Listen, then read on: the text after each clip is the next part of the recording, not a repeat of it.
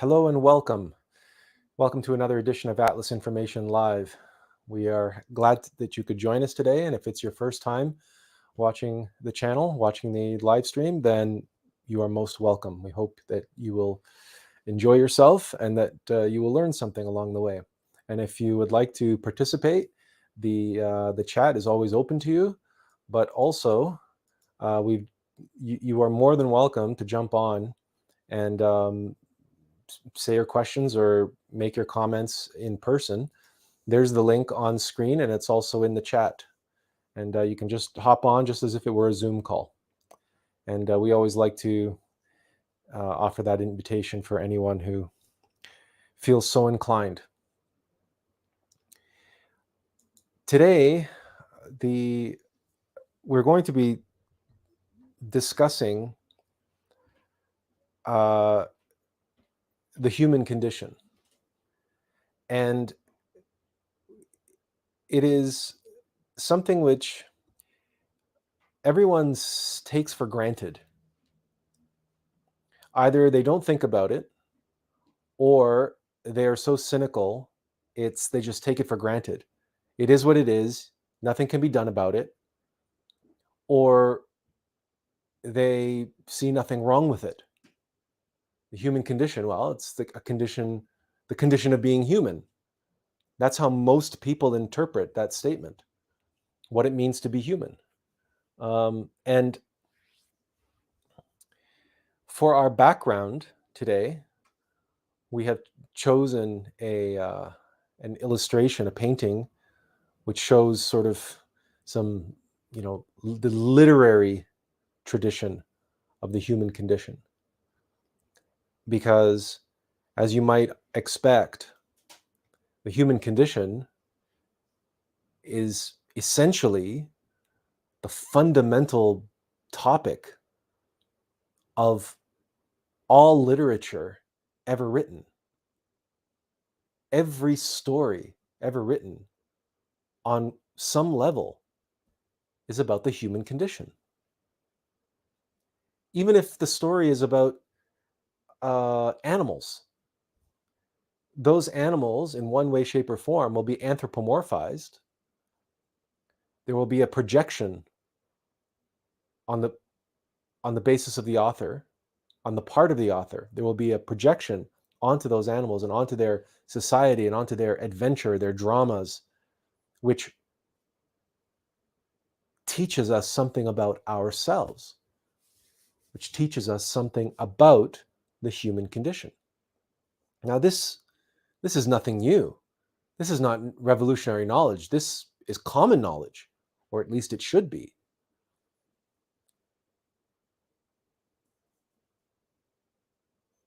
Every story ever written is about the human condition and tells us something about the human condition.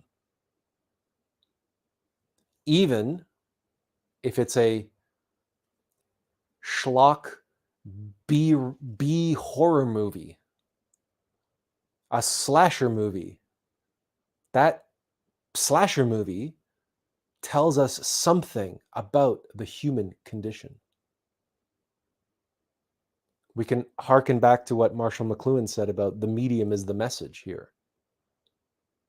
The very fact that such properties exist in so-called literary canon, right? The pulp fiction, essentially. These rags that apparently have nothing, little or no value, other than the sheer entertainment that they provide, the escapism that they provide, that they offer, the lasciviousness, the lewdness, the violence, the horror, and so on. And this, of course, is reflected in television to a degree, more so on streaming, and more so in movies, and especially direct to DVD movies. They used to be called direct to video movies. Those are where the real B-rated shock, pulp films go, where the apparent value to those who watching this material is its sheer capacity to shock and awe, or again, it's some sort of slasher porn, or ultra violence, or pornography, or whatever the case may be. But even those properties have something to say to us about the human condition. So what could they possibly have to say, have to tell us about the human condition? Well, before we can really take a deep dive into this topic, we should probably ask ourselves, what is it? What does it mean, this human condition? What do the words themselves mean? Well, human is a compound word of hume and manas. Manas meaning divine mind or metamind, and human and hume meaning earth, that substance, that earth stuff, the stuffness, if you want to call it that, but physicality, materialism, the physical body, our hume, our earth in microcosm. You have the earth in macrocosm, but then you have the earth in microcosm. And the word hume in general parlance, for example, in gardening, hume actually refers to that dark black matrix in which nutrient and microorganisms and water and oxygen and nitrogen and carbon dioxide mix.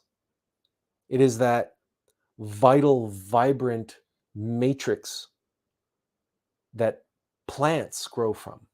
That's hume, that's earth. And if you actually go to the garden center, on the bags that you can buy earth in bags, and it's this rich, thick hume that you will put in your garden to have successful flowers and vegetables, because it's rich in nutrients and everything else that those plants need to grow. That is the hume. And is it coincidence that we have a word like hummus? That dip for your pita is hummus. It's the same root word, that hume, that richness, that thickness, that there's a relationship there.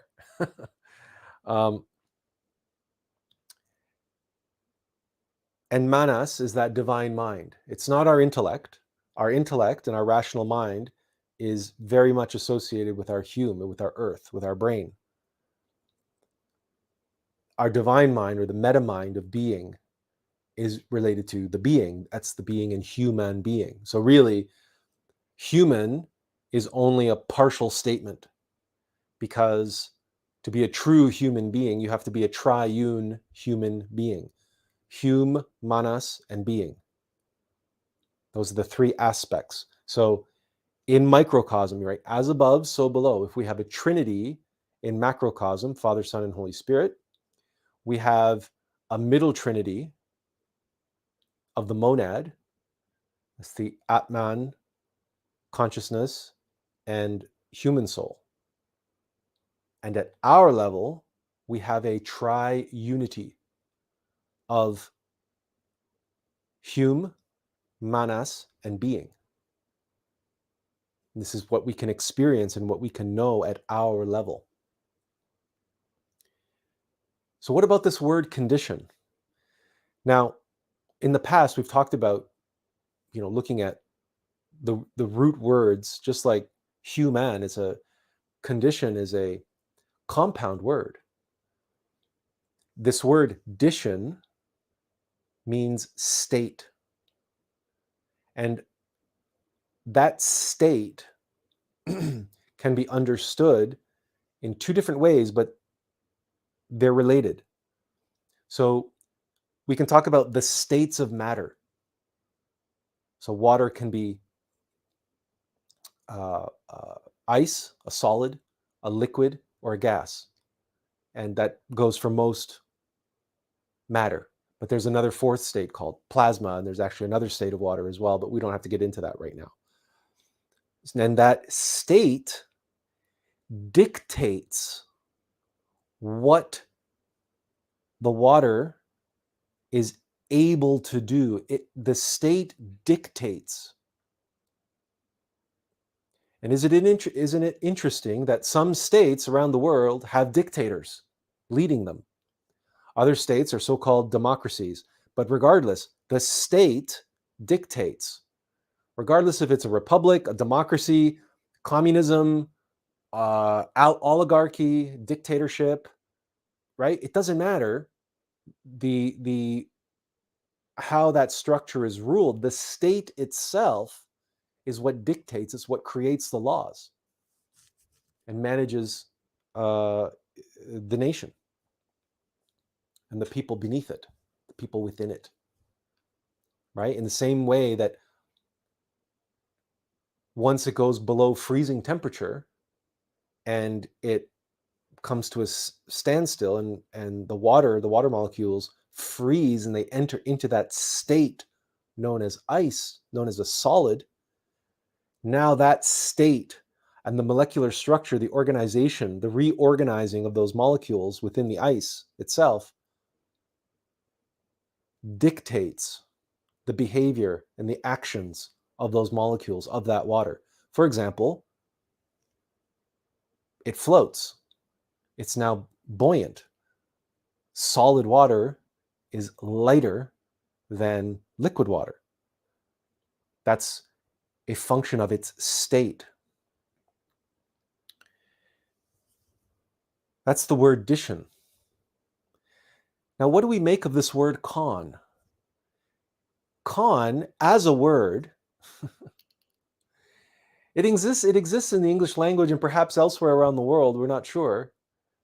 But in the English language, we all know what a con is. It's short for con artist, which is short for confidence artist.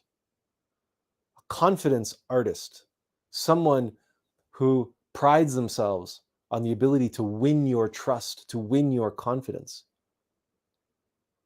They get you to trust them. Why? Well, so they can fleece you. So they can take advantage of you. So they can exploit you in some way. So they can rob you in some way. The point is that a confidence artist is not authentic. A confidence artist, a con artist, presents something which is the opposite of its true nature, of its true state, of its true dition. And a confidence artist, a con artist, wins your trust. A con artist gets you to let down your guard, to open up, to relax, to, again, have trust, have confidence that you're dealing with someone who's upstanding and righteous and trustworthy and honest and knowledgeable. If they claim, for example, to be someone on the internet, making videos about spirituality, or a spiritual healer, a spiritual guru, you will notice that they go to great lengths, some of them, to win over the confidence of their followers. This is actually what a cult leader does. All cult leaders use tactics of charismatic leadership, but also very underhanded and very subtle methodologies of coercion and manipulation and psychological manipulation in order to exploit the better natures of individuals and exploit their better nature in order to indoctrinate them and win them over and get them to become not just identified with the cult, but obsessed with the cult leader themselves. And without getting too much into the mechanics of that, we can do that later if you wish. We can expand upon that. But the cult leader seeks to, again, exploit the better nature of the naive individuals that they prey upon. This is what a confidence artist does. These are what con artists look for. People who are, in general, good people and naive people, people who want to think the best of others, people who are not so cynical and jaded that they think everybody's a crook and we can't trust anybody anymore. Well, con artists, it's tough for con artists to con people like that for the precise for the precise reason that they don't trust anybody anymore. So the con artists can't win their confidence, or at least it's much harder to win the confidence of a jaded, cynical individual. Now, we're not here telling you that it's a good idea to go through life being jaded and cynical. That's not what we're saying. But what we're saying is, because we have all been there, we have all been on the short end of a stick, and we have all been conned at some point in our life, all of us, because we've all been children and we've all had some amount of naivete and innocence growing up, and at some point in our life we were conned because somebody took advantage of our innocence and naivete, and we trusted them, and they did not deserve our trust. We put our confidence in them, and they took advantage of that, and they exploited it, and we ended up paying the price. All of us have been there. And whether it was a small thing or a big thing, whether it involved money or something else, emotions, relationships, toxic relationships, you name it. There are an infinite number of con jobs out there, just as there are an infinite number of ways that con artists go about getting what they want and exploiting others and taking advantage of others. But as a word fragment, con simply relates to, it simply means with. But it's normally, so in the word confidence itself, fidens comes from fidelity, and fidelity means trustworthiness, to be true. Something which is true has fidens, right? It has fidelity. So we say of an album, an analog recording, we say it's high fidelity because it's captured all of the analog sound waves and it's recorded them, so the reproduction of the sound is so crisp, it's so true to life that we call it high fidelity. It's so true to life. So confidence attaches to that and says that means with that fidelity. That's how you can have confidence, with that being true to life, that truism, that fidelity. But con also shows up in words like contrary and contrarian. And again, in relation to the con artist, there is this association that someone who is contrarian means with the opposite, or with.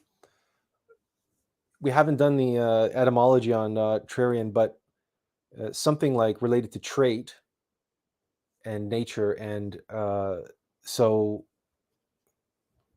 with traits which are perhaps opposite.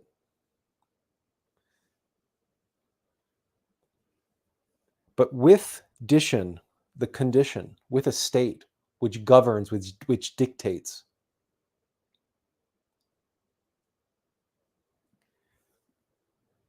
That is what it means to condition something. That is what it means for something to be conditioned. We cannot talk about a condition.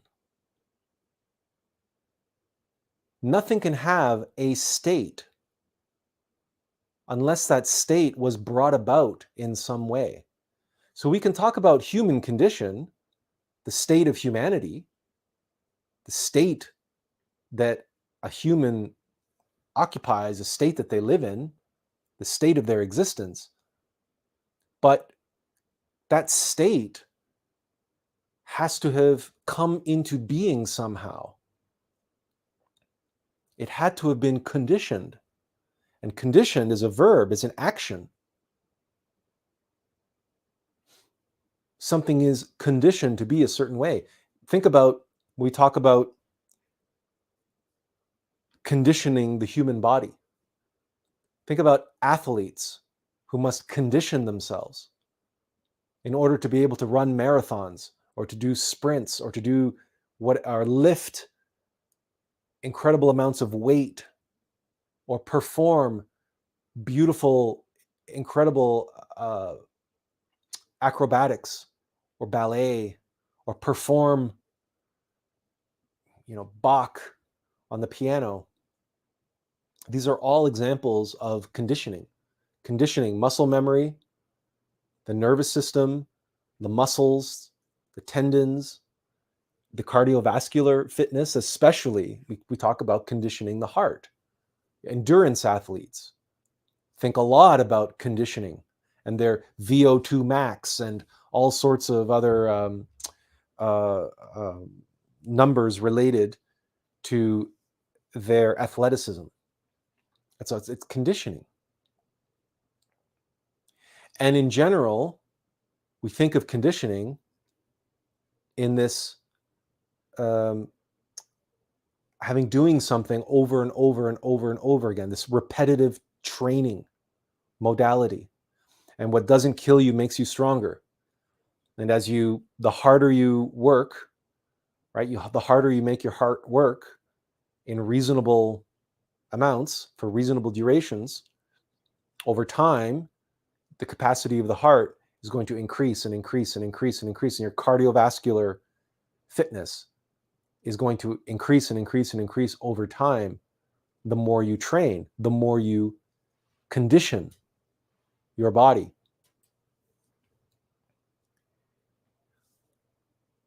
You are altering the state which dictates what you can do as a physical person, as a physical body. That is what conditioning is.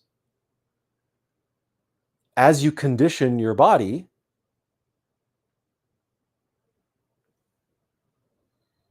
its state changes. Specifically, cardiovascular fitness in this particular case, in this particular example. And that cardiovascular fitness dictates how far, how fast you can run.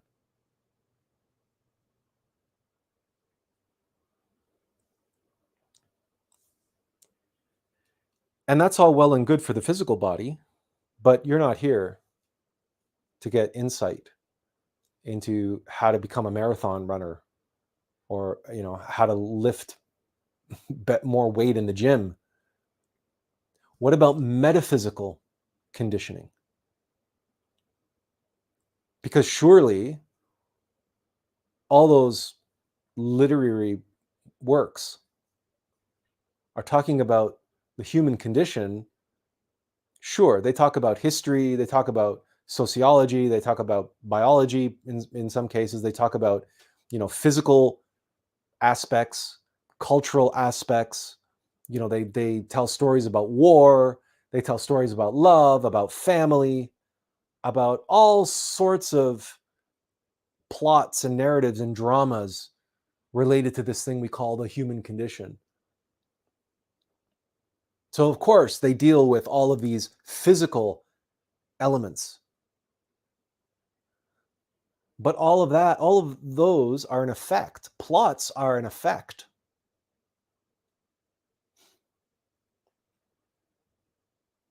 Plots are an effect. Because even elements of a plot, elements of a story that appear to be a cause, they're also an effect. Because everything that happens, everything that you see in the physical world, in the physical plane, is an effect of the metaphysical plane. Even if you're playing billiards and you shoot, and you're playing billiards and you see these billiard balls, which feel very solid, and when they hit one another, they make that characteristic sound when they're striking one another. And surely you're observing physical reality and physical effects, physical causes and effects, are you not? And the answer is no, you're not. What you are observing are the physical effects of metaphysical causes. There is no such thing as matter. There's no such thing as physical contact. That's an illusion. There is such a thing as coming very close and repulsion, and for every action there's an equal and opposite reaction. But all of that is taking place on the metaphysical plane, in the fourth dimension, in the foundation. And we know this because if you look down at molecules and atoms, an atom is 99.99999% empty space.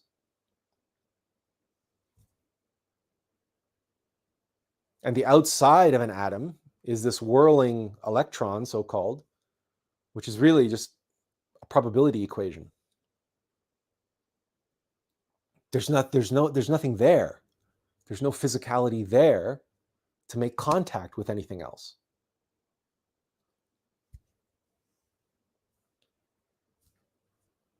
So when you talk about the human condition and all the things that happen in the world,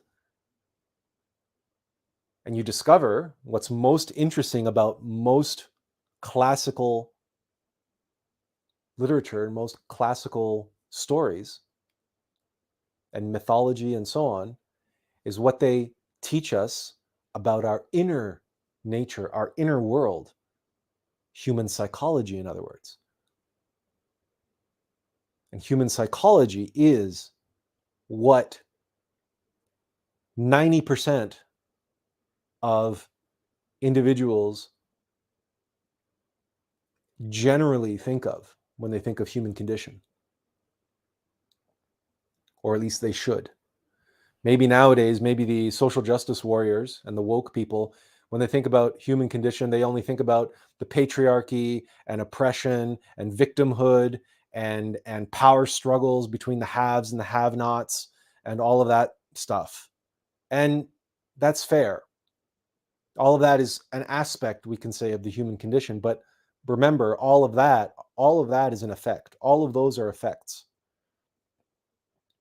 They're effects of what's going on psychologically in our internal space and our internal worlds.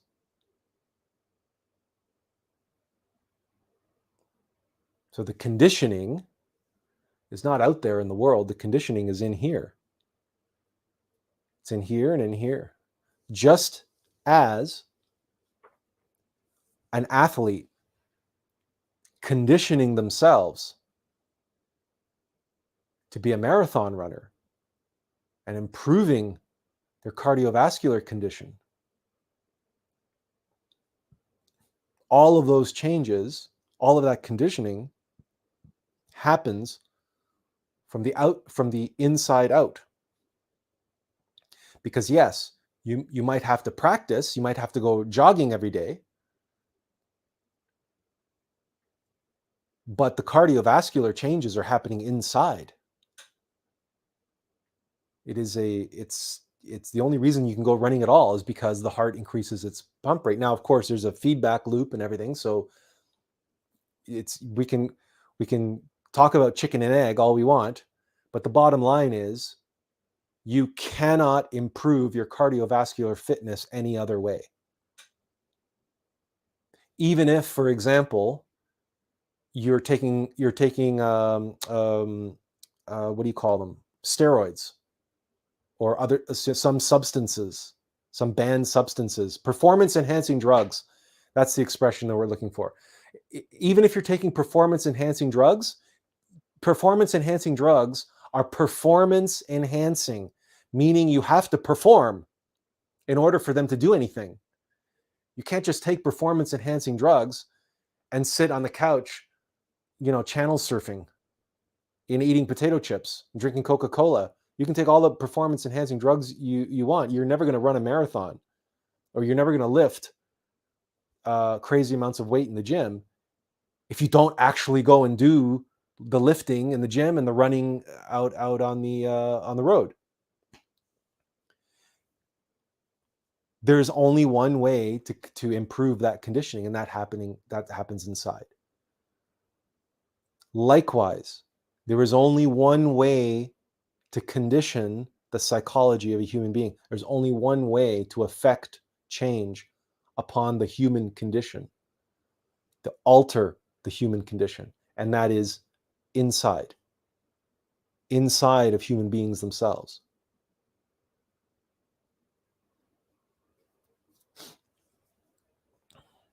That doesn't mean that people haven't tried and continue to try and continue to do successfully alter people's psychology from without. We started by talking about the confidence artist and the con artist, and how the con artist exploits the human condition of an individual who's naive and innocent, and they exploit the better natures of those individuals. Now, obviously, nobody wants to be conned, and nobody willingly allows himself to be conned. So there is something going on in the psychological state inside of that individual that's blinding them to the truth, and allowing them to be had, allowing them to be taken. Same with the person who becomes indoctrinated in the cult. Something is going on in their psychology, and yes, somebody outside of them may be manipulating them and shifting and altering and exploiting this human condition. But what is this condition? Have we actually arrived there yet? What is being conditioned? What is it actually that is conditioned in the human condition?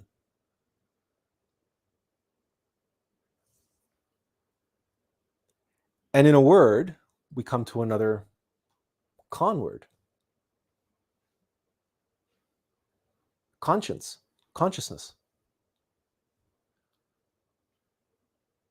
The human condition arises from the conditioning of consciousness, where consciousness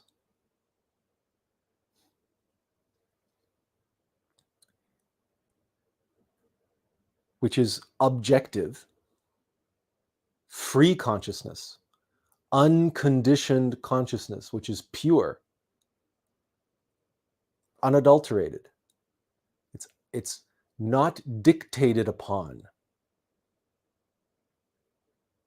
It becomes conditioned. it becomes subjective. And specifically, it becomes subjected to, and the conditioning element begins dictating to that consciousness. In the same way that we said that the state dictates to the people. The state is this overarching condition, right? Like a condition. Like ice dictates, like the nature of water in that state. Consciousness is dictated by the state of its condition.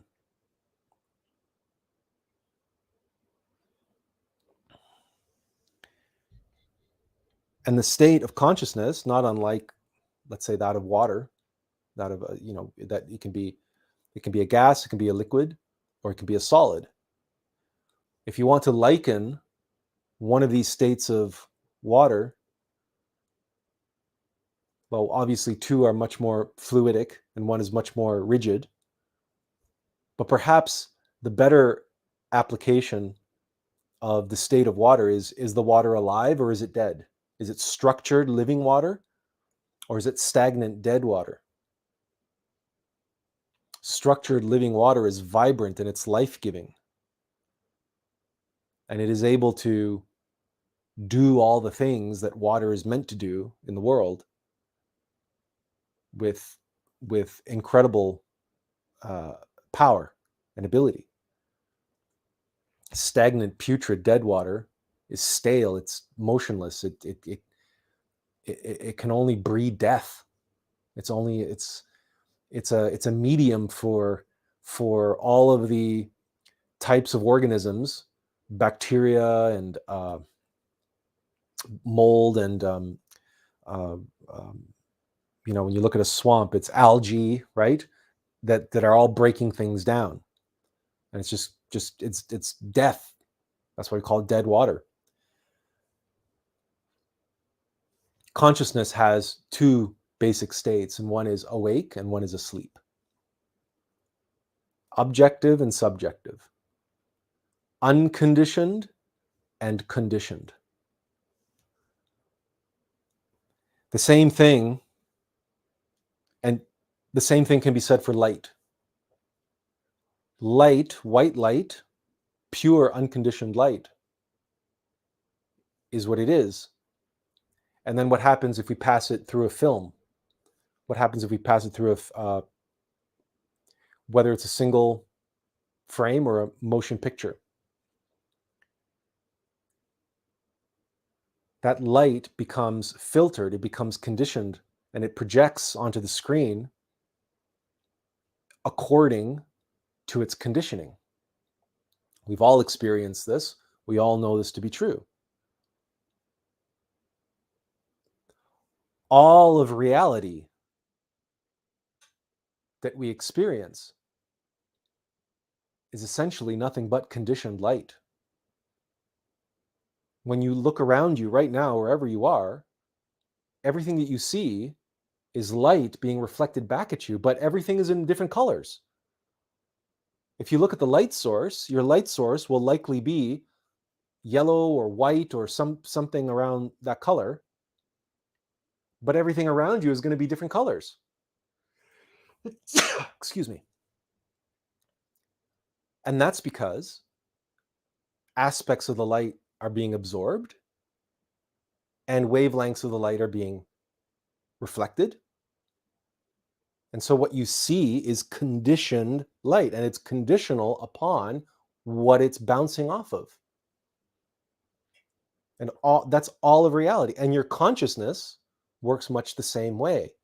You are receiving that in consciousness because that's, well, we talked about that in the past, the masculine and feminine aspects of consciousness, the expressive and receptive aspects of the universe.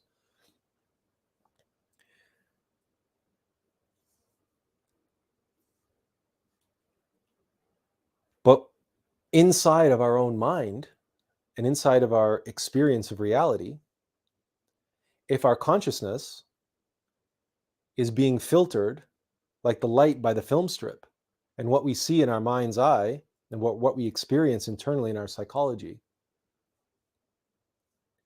is conditioned and is therefore conditional, it's being dictated by, right? It has its capacities are dictated by its state. That's what condition is.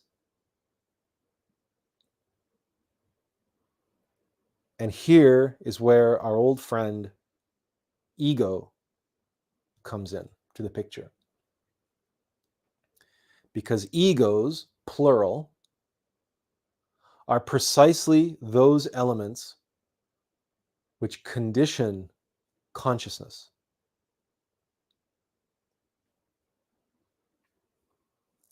Egos change the state of consciousness from a wakeful state to a state of sleep, to a state of pure objective experience and the capacity to know experiential knowledge in its fullness, in its comprehensiveness, objective, unrestrained, unobstructed,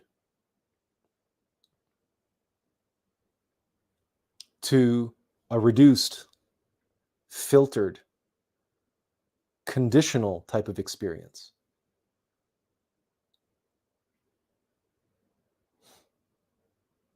And it is this conditioning by our egos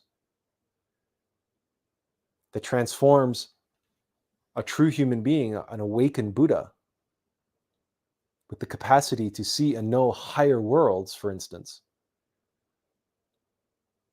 And we are reduced, our consciousness is locked in like water in an ice cube. And all we know is physical reality. That's all we see. And what we can sense with our five senses.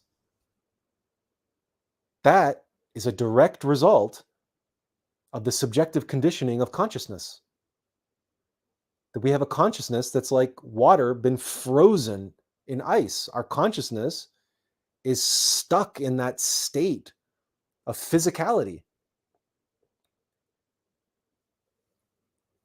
So we cannot, like water in ice, we cannot make our way flowing through the oceans of the universe. And we certainly cannot evaporate up into the heavens.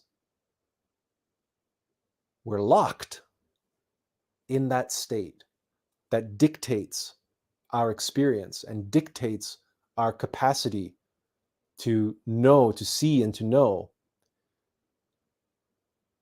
So we're walking around with this virtual reality helmet on, and all we see is the Matrix. Or we're walking around in the Matrix. Let's just use that analogy.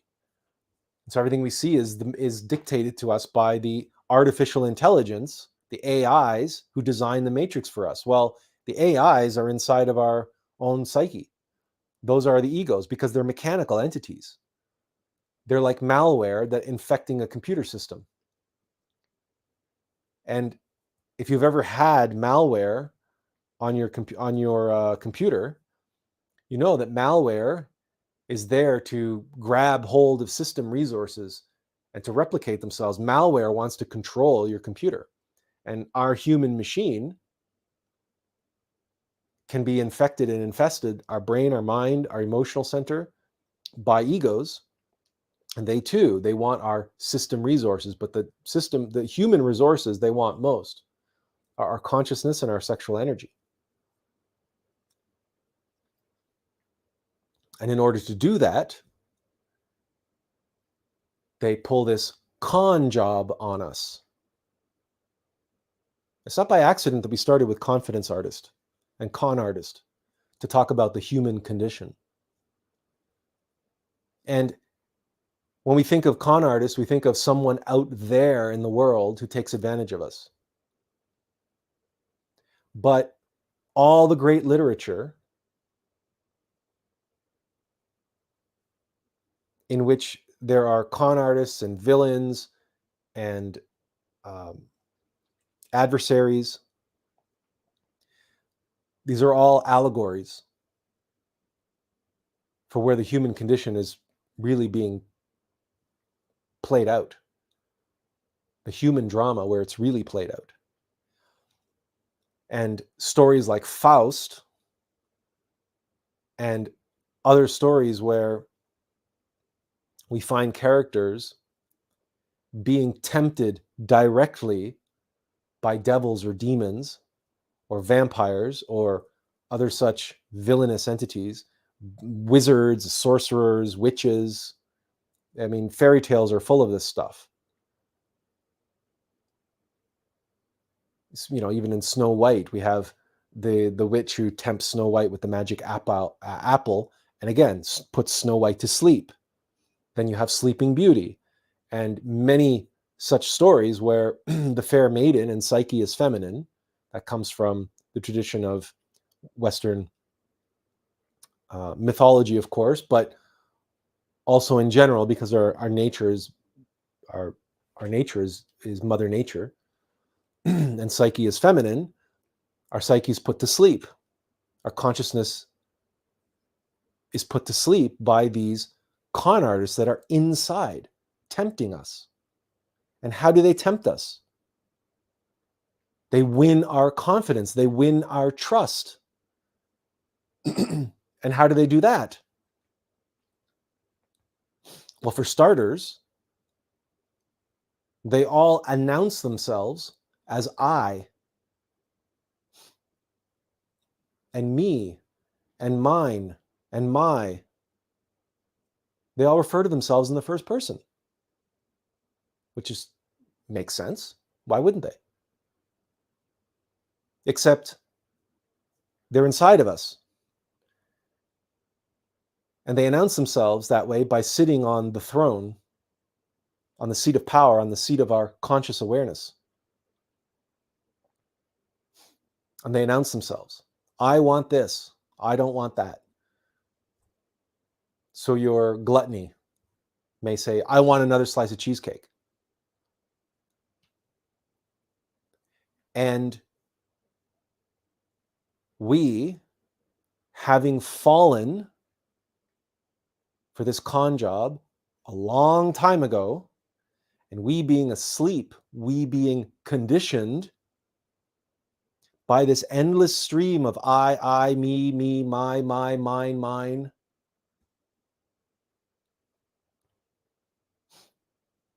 we go along with it.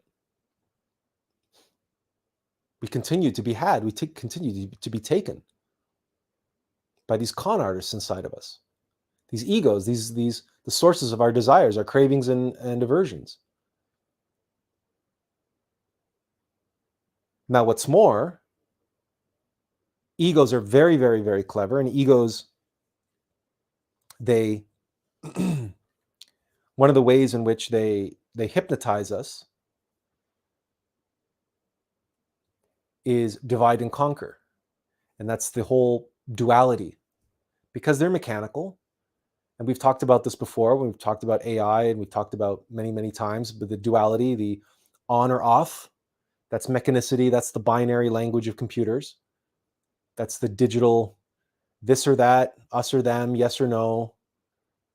This type of mentality, this type of dialectic thinking is what keeps consciousness trapped in mechanicity. And our own artificial intelligence, our own rational mind,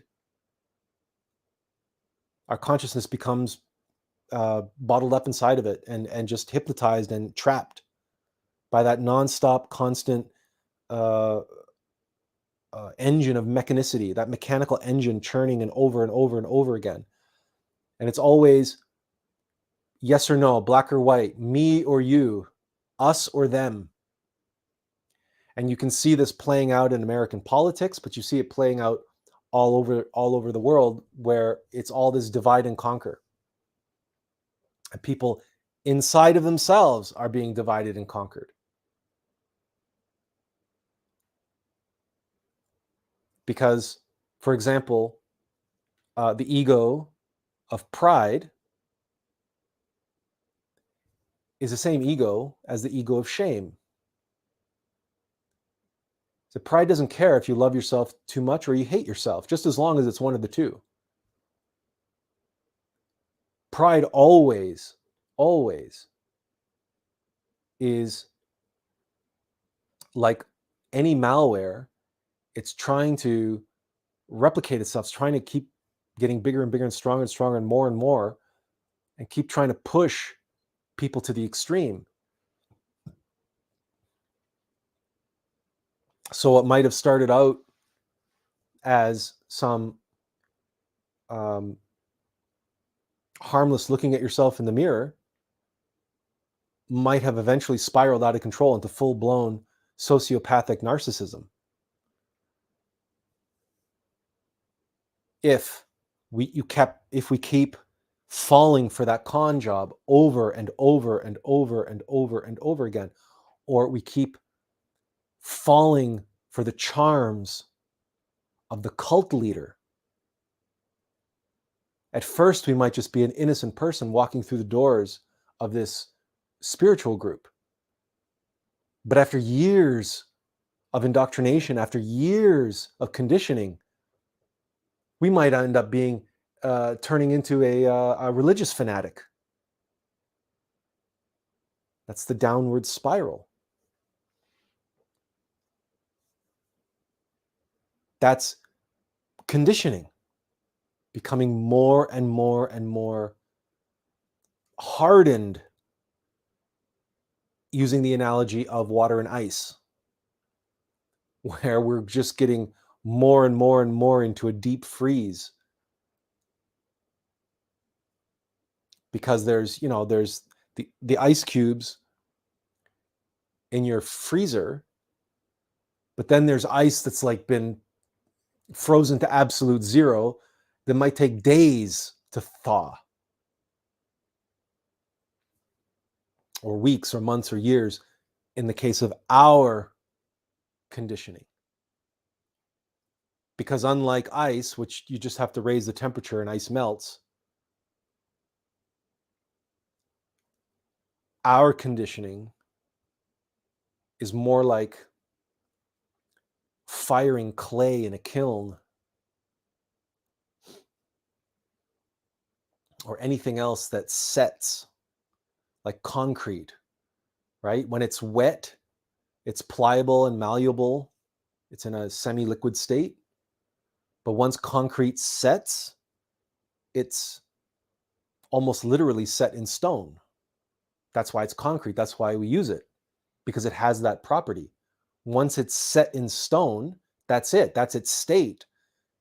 You can't take concrete and make it liquid again.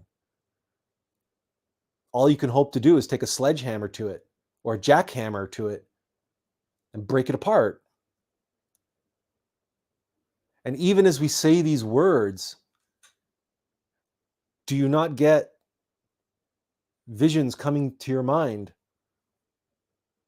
Or are you not reminded of that expression? Oh, that guy's beliefs, oh, they're set in stone. No, he's got hardened beliefs. No, these rules and regulations, these are set in stone. This dogma, that's set in stone. That's the dogmas of our cult. They're carved in granite. You see those granite slabs over there? I mean, literally, the 10 Commandments were carved in stone and put in the Ark of the Covenant. We have these expressions for a reason. And we're not just talking about the axioms and slogans and commandments that we carved in literal granite on the into the walls of temples, like the Egyptian hieroglyphs, like the Temple of Luxor, the edicts of the Temple of Luxor, for example. Yeah, they're carved in stone. But think about, having when we have conditioning that's set in stone. Well, we start out malleable and pliable and flexible, but over time, that conditioning sets. Or in the case of like trauma, that's like pottery in a kiln under intense heat and pressure, right? And in a traumatic event, what does it do? It fires and it sets some conditioned belief, some conditioning. And now that person is living with this trauma their entire life. The egos involved in that trauma, they're set in stone, in pottery now, in stoneware, ceramicware. It's conditioned consciousness, but it has a new state, and that state is very, very rigid. And it's not easy and it's not pleasant to take a jackhammer to oneself. In fact, most people don't want to do it. In fact, most people don't even know they should do it, that they have to do it. And they can't, and the whole reason why they don't know it is because that consciousness that they have, that should be free and should be fluid and malleable and able to, and flexible and able to flow around and see reality as it is, it's in this state of inflexibility, of hardened beliefs, of set beliefs, set in stone, ideas and ideologies. And, we don't even have to go on that intellectual level. We can just go on a very practical level of behaviors, of habits that are set in stone. What are our habits? Those things that we don't even think about. We automatically do them. Someone says something, we automatically just react a certain way. And we've always reacted that way, and we're always going to react that way unless we do something about it, unless we take a jackhammer to that conditioned consciousness, to that set in stone behavior. What comes into mind is there are places in the world that have ancient roads where the wagon wheels, and they're places like Pompeii and other ancient archaeological websites. You will find these roads where the wagon wheels and the chariot wheels have been fossilized. So the ruts in the road have been fossilized. And you can see how over who knows how many hundreds or thousands of years, people were taking this road and using wagons and chariots, and they wore these ruts into these roads. And then at some point in time, there was a sediment that fell on top, or like volcanic ash that fell on top. And then the ruts became hardened, solidified, fossilized. And many of our behaviors, many of our habits are like that. That we've just been, repeating the same thing over and over and over and over and over again, and we're cutting ever deeper ruts in the road, and those ruts are becoming ever more solidified. And so what it's like if you've ever been in that situation. Perhaps you've been mountain biking or in something to that effect, and there's a rut, and then you find your wheel automatically slips into the rut. It's very hard to get out of the rut once you're in the rut. That's the nature of a rut. That's why we have the expression, hey, get out of your rut, because I see you there, you're stuck in a rut. These words have power, words have meaning, expressions don't exist by accident. And you can call them cliche if you want, but they're cliche because they're universal and they're true.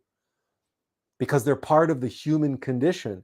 And isn't it interesting, as we're talking about condition and conditioning, and we can talk about training for a marathon or doing any type of conditioning of the physical body, what is it? It's repetition over and over and over and over again. What is that? That's leaving ruts in the road. That's getting stuck in a rut, but in a positive way, right? It's practicing the same thing over and over and over again. What are you doing? And you're hardening it, you're solidifying it. But the same thing happens negatively. It's still conditioning. Conditioning in and of itself, it just means with state. To be in this state, to be with this state. And the state dictates.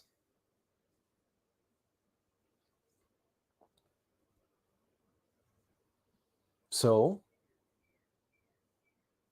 how do you suppose one returns one's consciousness to a state of wakefulness and a state of free flowing and objectivity, to get oneself out of the rut and back open and able to move with greater flexibility and greater potential than just repeating the same old way? Well,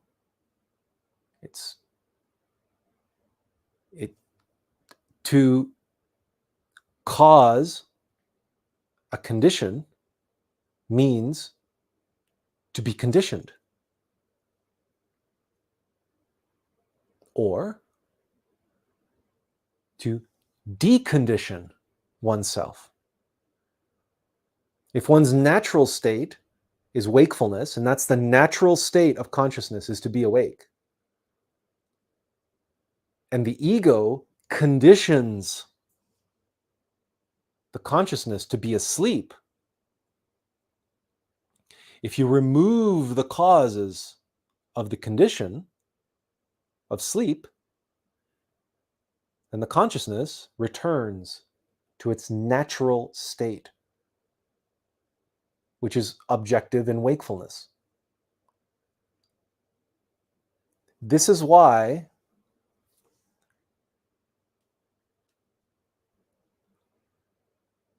in true esotericism, gnosis, spirituality, whatever you want to call it, psychology, whatever you want to call it, it is not enough to do these so-called affirmations and think positive and think spiritual and pray and visualize spirit and just, you see, you cannot undo conditioning by layering on more condition.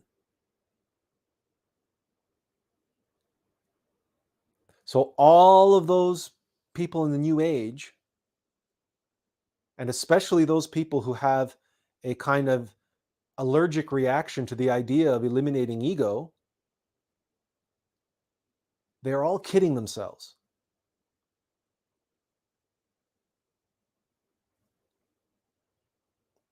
If water is frozen in ice, and what you want is to return water first to a liquid state and then to a gaseous state, you must remove the condition of ice, which means you must remove the condition of cold.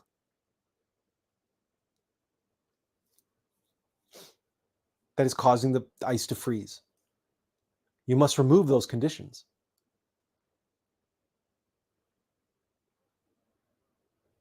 Because even if you apply heat, which is what the New Agers would be trying to do, they're trying to apply heat. When you read Walter Russell, you come to realize that cold is not an absence of heat, that cold exists just as heat exists. And if cold is applying cold and you're applying heat, you can't undo the ice. You have to heat up everything. You have to remove the cold and heat up everything. And you can prove this to yourself. Well, it's it's hard to prove in that sense, but we a quick story. When we moved to Guelph from Toronto, we switched houses with the owner in Guelph, and it was a very eccentric fellow. He lived on his own, and he was a professor. He was an entomologist, and the house was filled with insects. And then we're talking like really big, really large insects, because he was an entomologist and refused to. They were practically his pets, but they were wild insects just in his house. But he also had a World War II flamethrower. Honest to goodness, World War II flamethrower, the kind that you put on your back and so on. And he bought it at an army surplus sale, and he bought it with the intention of being able to clear his driveway in the wintertime with it. We are not making this story up. This is absolutely true. And as he was recounting the tale to us, how it was quite a disappointment to him that in the wintertime he went out after a big snowfall and he fired up his flamethrower and he was throwing 20, 30-foot flames onto the driveway, but he couldn't melt anything. And he later would go and he would look up in the physics books and so on why in the laws of thermodynamics, why was his World War II flamethrower not able to melt the ice on the driveway? And the answer is because it's not enough to apply heat to ice and snow. You must remove the cold. You must raise the ambient temperature, in other words. If the ambience is applying cold, then no amount of heat is going to reverse that. That's why we have things like ovens. And that's why if you want to cook something, you got to heat up, you have the element that heats up the entire pot, right? And you have to boil the water in order to cook the thing, and so on and so forth. It's all in the law of thermodynamics. Well, if that's true, in that case, why would it be any different for consciousness that's been frozen, that's been put to sleep by these elements, these conditioning elements that have caused that condition? How, and when consciousness's natural state is to be free and open and objective, that means unconditioned. How can applying more conditions to consciousness in a conditioned state somehow magically make it unconditioned?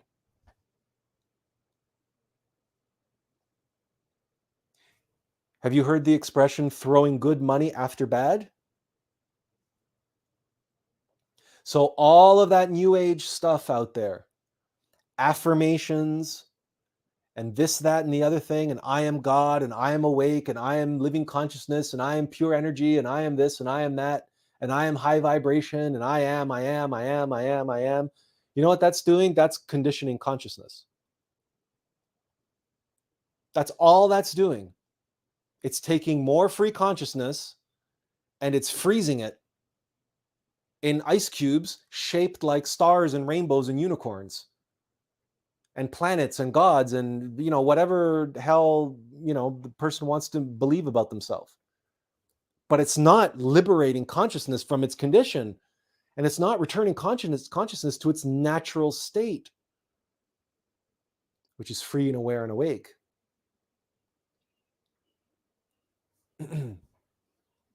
Now, where it starts to get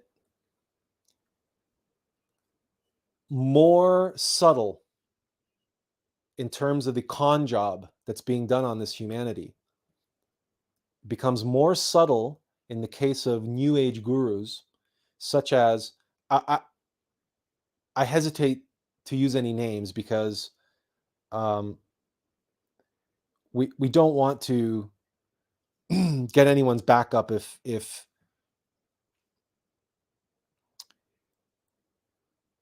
if you particularly subscribe or like a certain individual. We don't want to create unnecessary blocks in your ability to receive the information we're sharing with you.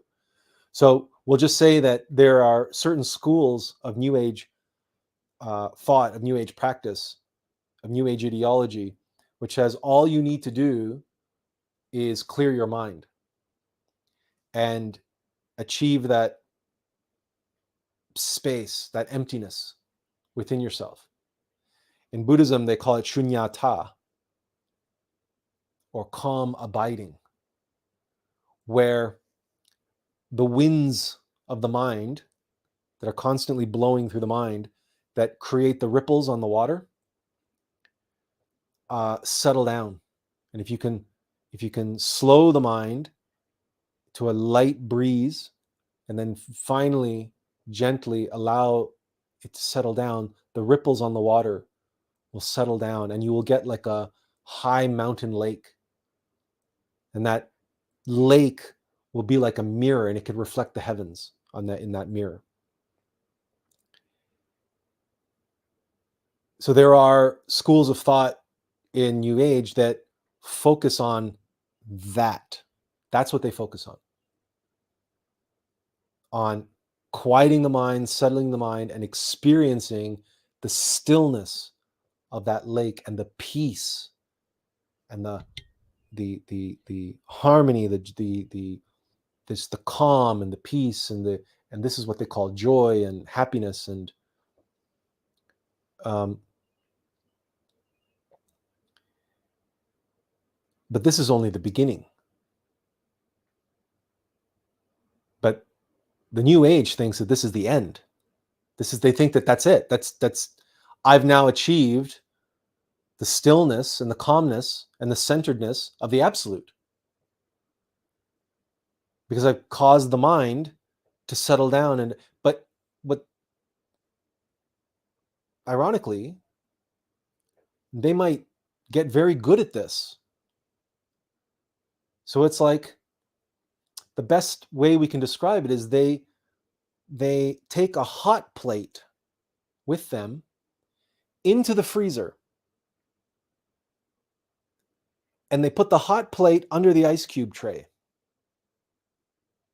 And they manage, while they're practicing, to melt the ice cubes in the tray. And then they achieve a state of liquid water. But the liquid water is still in the ice cube tray. And the ice cube tray is still in the freezer. It's just that they're applying enough heat directly and in an ambient way to heat up the metal ice cube tray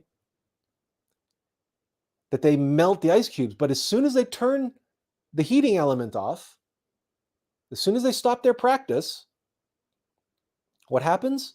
The winds return. Because the tray is still in the freezer and the water's still in the tray. So as soon as you turn the heat off, guess what? The water freezes again. Because they've done nothing to address the causes of the conditioning. What is actually conditioning the consciousness? So you get this. Now, if someone does this all the time, 24 hours a day, and they put a lot of effort and a lot of energy into having a heating element in the freezer under the ice cube tray, they have liquid water. But what can they do with it? What can they do with it? Can they cook with it? Can they make tea with it? Can they use it to dissolve something or wash something? It's still in an ice cube tray in the freezer. Yes, it's in a liquid state and they can experience that calm stillness of consciousness and a quiet mind. I can now experience a quiet mind. I experience the stillness, and maybe even in that space, I can start feeling love and gratitude and all sorts of qualities of consciousness, because the consciousness is now free to express itself in its natural state. It's expressing its natural state.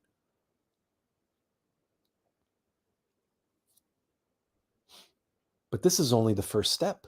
This is where meditation begins. This is not the end of meditation. This is not the goal of meditation. This is the beginning of meditation.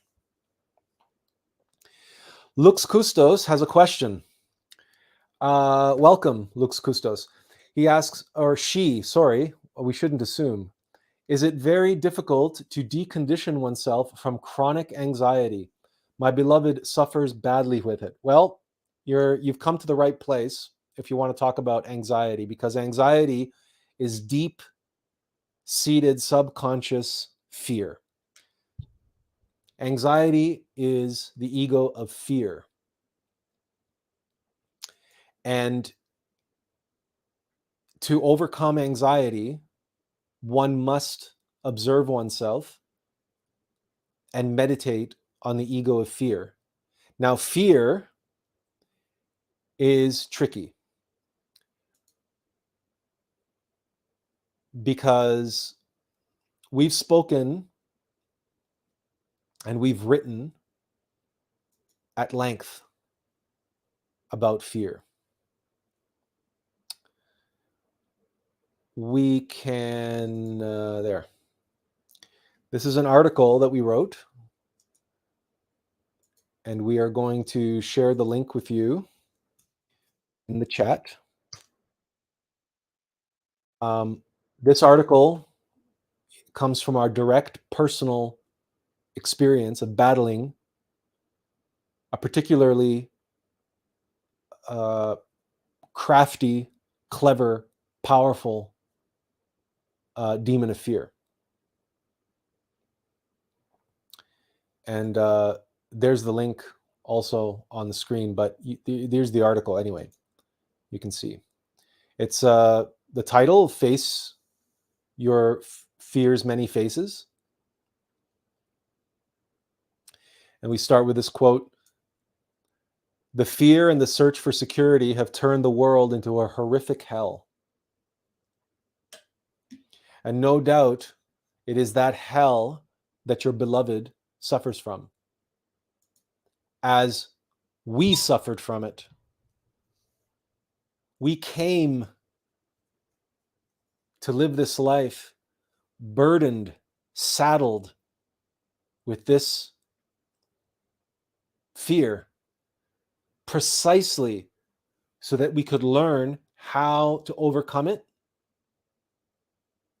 and to help others overcome it, because fear and lust are the dominant egos possessing humanity. The desire for comfort and security, that's fear. The desire to control outcomes, that's fear.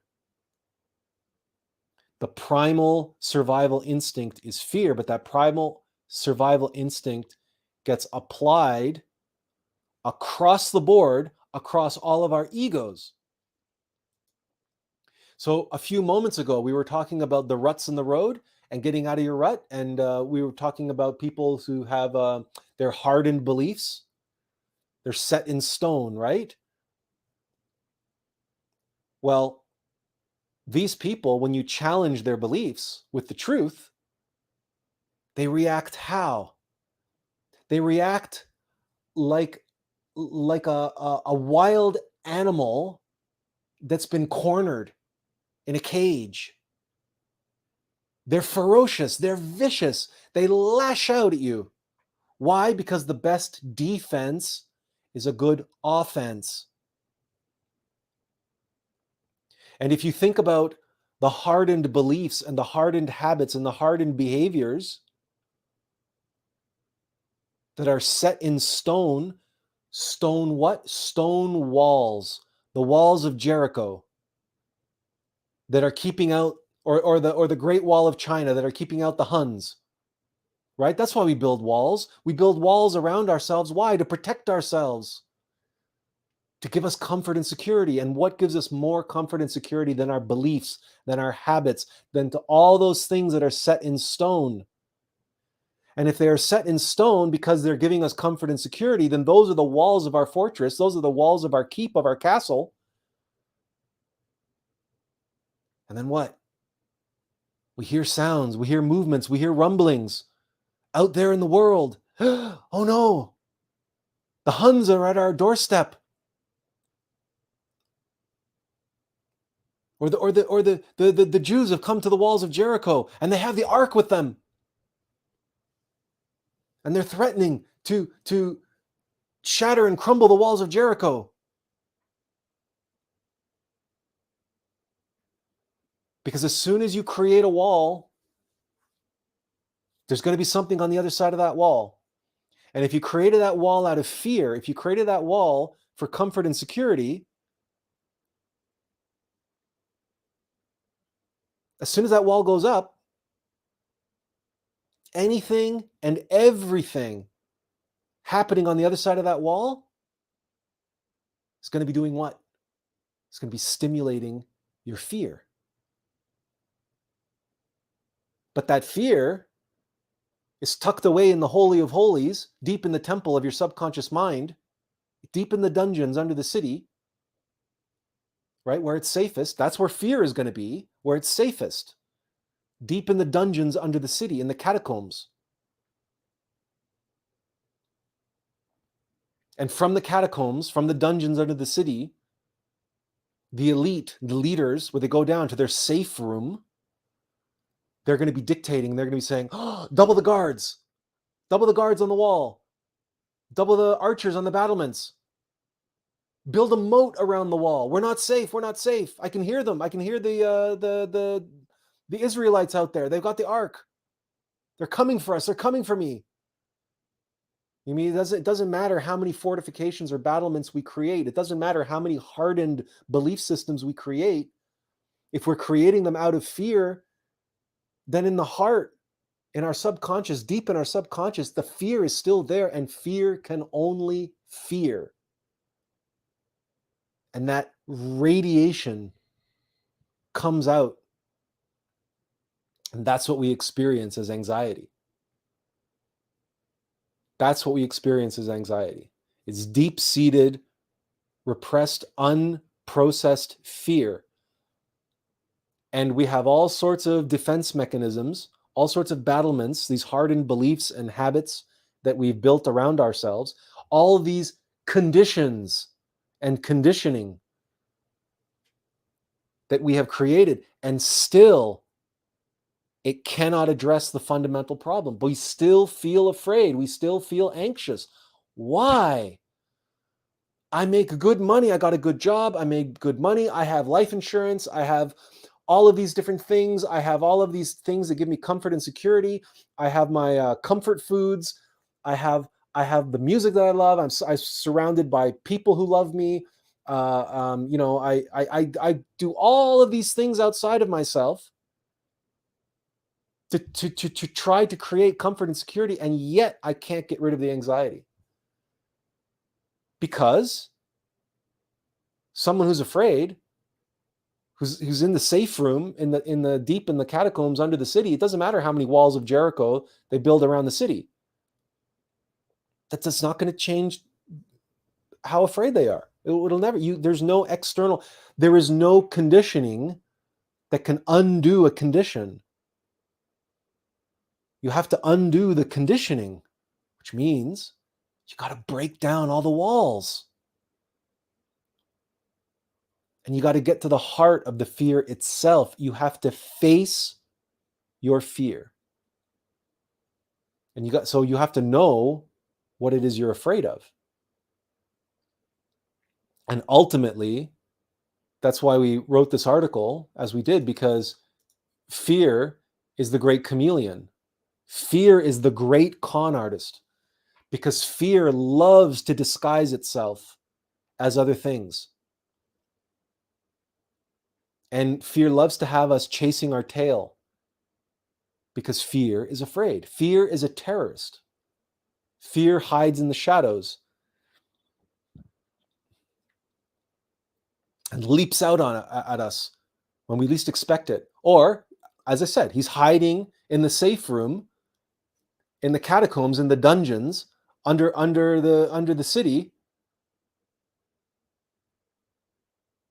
and that toxic radiation, the dictation, right? The dictatorship is ruling from that safe room, and what's coming out are all of these mandates and all of these laws and all of these royal decrees for people to be afraid, for people to be anxious. You're not safe. You're not safe. You got to take more measures. You got to do this. You got to do that. You got to watch out for the Huns. You got to watch out for these people. You got to watch out for those people. Right? So it's this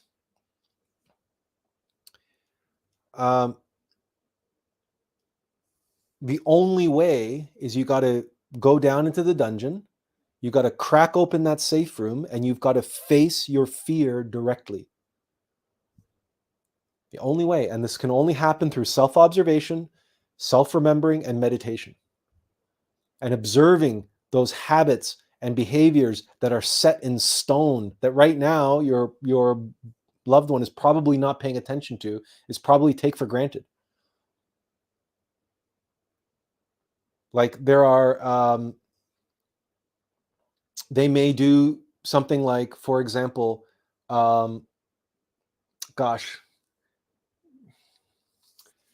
okay, so maybe they are obsessed with hygiene. Maybe they're still wearing masks because they're afraid of COVID. And maybe they wash their hands every opportunity they get because they're afraid of getting sick. So maybe they're a germaphobe, or maybe they're afraid of heights, or they're afraid of open spaces, or they're afraid of noisy places. Or, again, we shared this article with you for a reason. This article is very lengthy and kind of comprehensive, and will give you and your loved one a better framework for approaching fear and anxiety and so on. And we give several different possibilities and opportunities for you to identify secret expressions of fear. So things that you might be experiencing that on the surface seem innocuous or seem innocent enough, but secretly they're just a tendril, of this demonic entity that has its tendrils, basically choking out your loved one. And you want to get to the heart and the core of that entity that all these different tendrils are coming up from. And you can get there by following any one of these tendrils. Any one of these tendrils can lead you back to that underlying fear that's a result. Just recognize that fear is very clever and very subtle and very crafty, because remember, fear is the survival instinct. And just like an animal that fears for his life, fear is not going to stay put. It's going to run, it's going to hide. And so it's not easy to track down and corner fear and get fear to face you mano a mano. Fear doesn't want to do that. Fear wants to stab you in the back while your head's turned. That's what fear does. Fear doesn't fight fair. In one of our experiences in the astral plane, we awoke, and our whole place had been ransacked, and we knew who ransacked it. This was happening, of course. This is all an allegory for our own psychology, our own subconscious mind. Someone had completely ransacked the place, and we knew who it was. We knew that the demon of fear had come and ransacked the place to strike fear in our heart. To know that, look, I can come and I can mess with you whenever I want. There's nothing you can do about it. And I remember in that dream crying out to him, saying, "Here I am, face me. Come out and show yourself, you coward." Show yourself. If you're so big and tough, if you have so much power over me, come and show me how much power you have. But he never did. Not in that case, because fear is afraid. And the only other time I met the demon directly is when he ambushed me. When he came up from behind and and grabbed the scruff of my neck and immediately paralyzed me. Because he grabbed because the spinal column and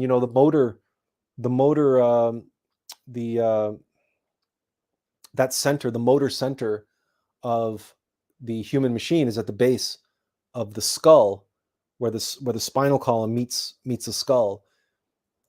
That's why you pick up animals by the scruff of the neck, and that's why we put leads on dogs. You can put a leash on a dog and lead a dog around. It's the same reason, because it's. And he grabbed me there, and I was completely paralyzed. But he snuck up on me, because that's what fear does. Anyway, we don't want to go on too long about this, but that's what your loved one is dealing with. It's not anxiety that they have. Anxiety is a symptom. It's not a cause, it's a symptom. And that symptom is a radiation that's coming to the surface of some deep, deep, deep subconscious fear. So you have to follow whatever leads you can, whatever hints, whatever breadcrumb trails you can. You got to follow those down into the deep, dark dungeon and confront your fear one-on-one, face-to-face. It won't be easy, but you can do it. We did it.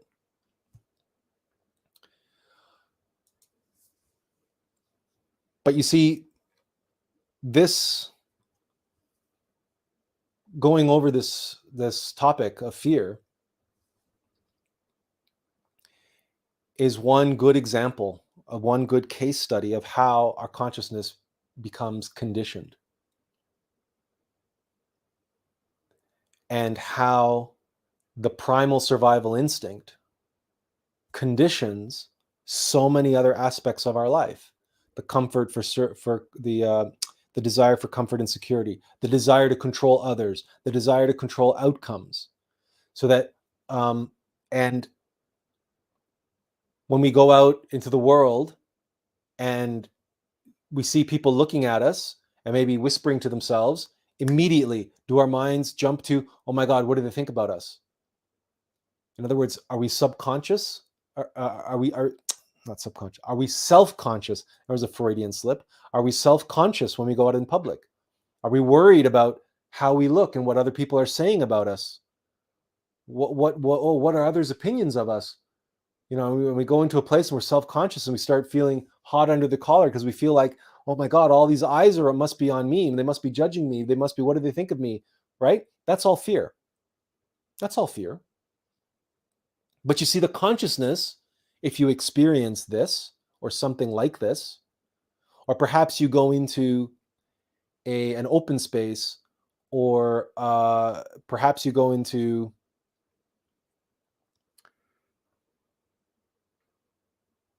another circumstance, and immediately your thoughts turn a certain way, or your emotions immediately come on a certain way, and you immediately feel not at ease. You immediately feel unease. You're no longer relaxed. You feel tense. You tense up, and maybe you start to get panicky, right? And it doesn't matter what the circumstance is. The point is you have been conditioned. Your consciousness has been conditioned to react in that way to those circumstances.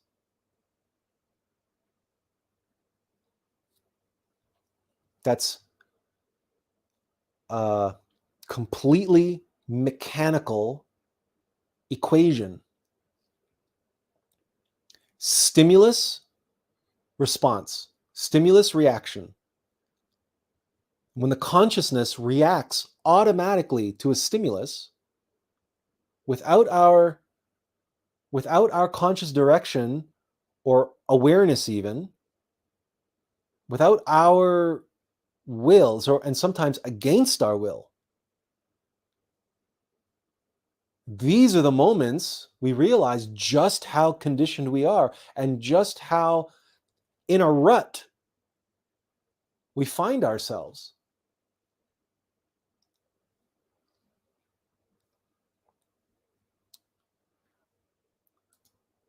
Okay, you're welcome, Lux Custos, and okay, that's fine. We can never we can't just make assumptions.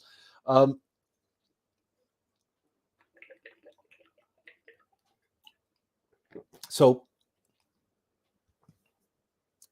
when we talk about the human condition, right? This is what we're talking about. We're talking about the elements that have conditioned um,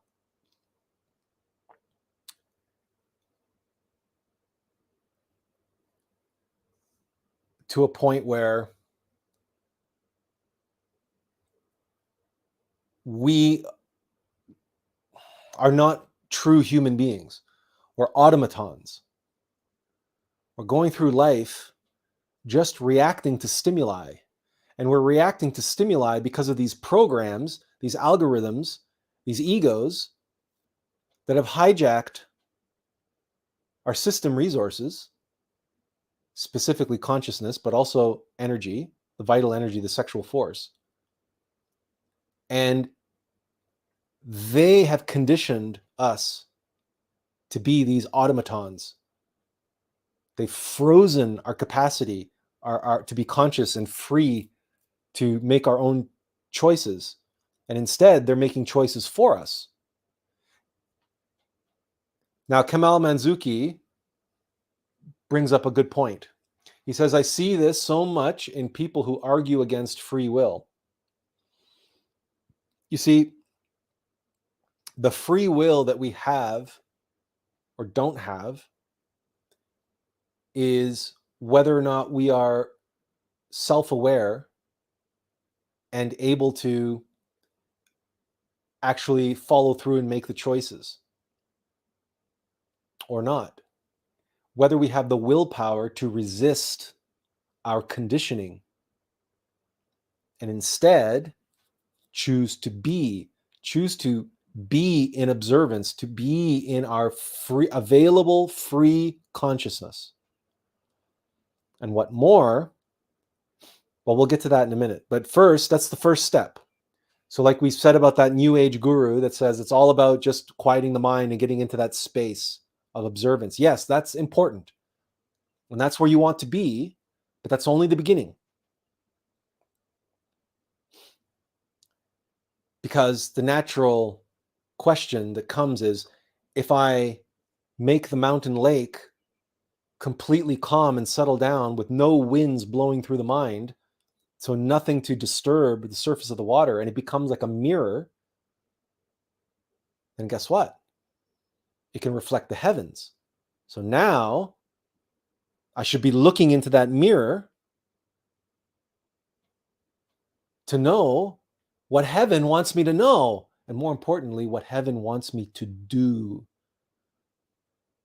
what heaven wants me to say, what heaven wants me to be. Because that's our magic mirror. Mirror, mirror on the wall, but it's and why? Because that mirror has the potential to reflect our true self, our innermost being, our innermost essence of the Logos, our innermost intimate Christ spark, seed, essence.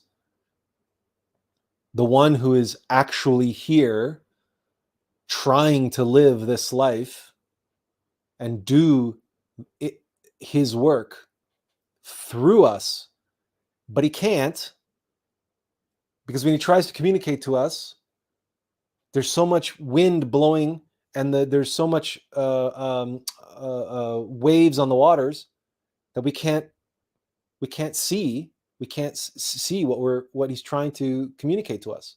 We can't hear it. All we hear is the cacophony of the mind, and we're conditioned to just follow that cacophony automatically, mechanically, as if that is who we are. That's why everything in the mind comes up as me, I, us, I want, I don't want, right? It's always in the first person, this cacophony, this conditioning, these getting us into the, and everybody on one level or another is stuck in this rut, of thinking and getting caught up in our thoughts. I do it all the time. I'm no different. I'm not awake. I'm no Buddha. I'm not, not special. I find it all the time. I find myself falling asleep or waking up and not realizing where the last half an hour went. Oh my God, I've been daydreaming for half an hour. I didn't even realize it. We fall asleep. We get stuck in that rut because we've been in that rut all our lives. And many of us have been in that rut for many lifetimes.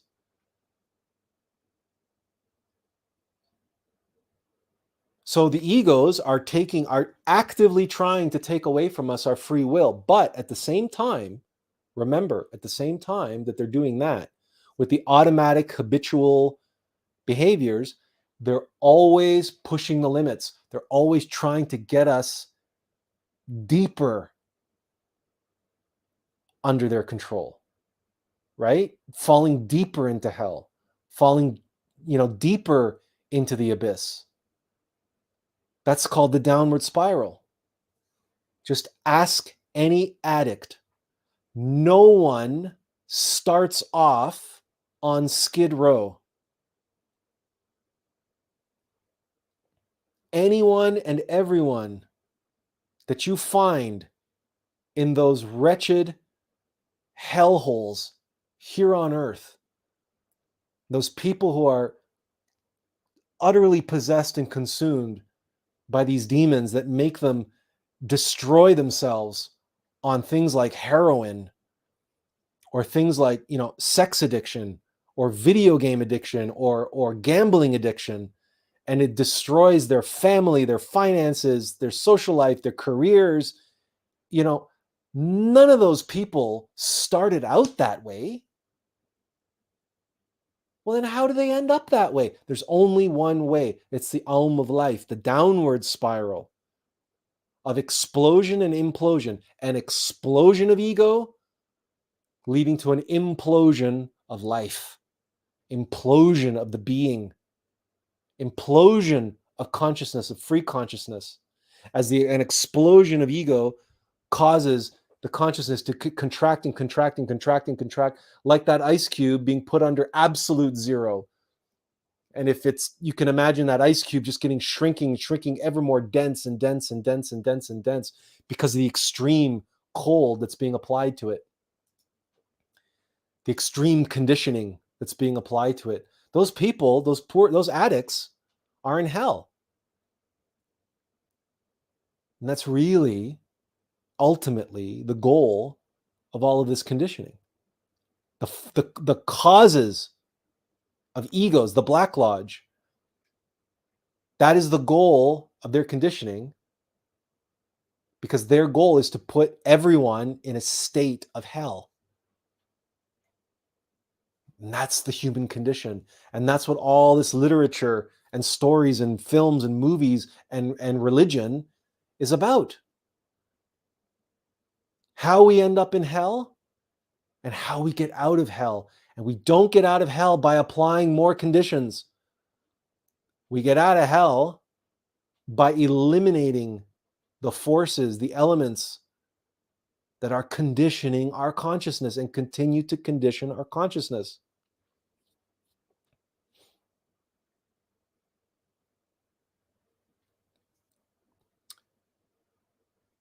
You can't, let's go back to the walls of Jericho, right? If you fear, you built all these walls, right? What are you gonna do? How do you overcome your fear? You have to face your fear. How do you do that? You get the fear to come out, to face you. Well, what's the easiest way to do that? You smash the walls. You smash the walls. You trigger the ego, to come out from its dungeon, from its safe room. Because when it panics, and when it says, no, no, no, we got to repair the wall, boy, he's going to rush up from his dungeon. Right?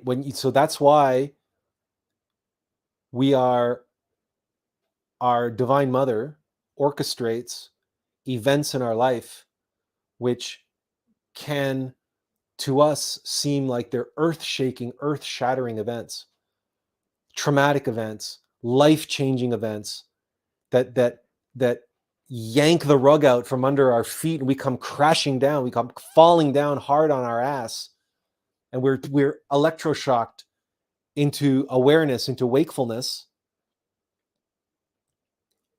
and our dominant ego is triggered in some way and comes to the surface, and we might have a panic attack, or we might feel whatever we're feeling, or might feel severe depression, or we might even have some sort of physical response, or we have an incredible explosion of pride or of lust or of narcissism or of gluttony or whatever.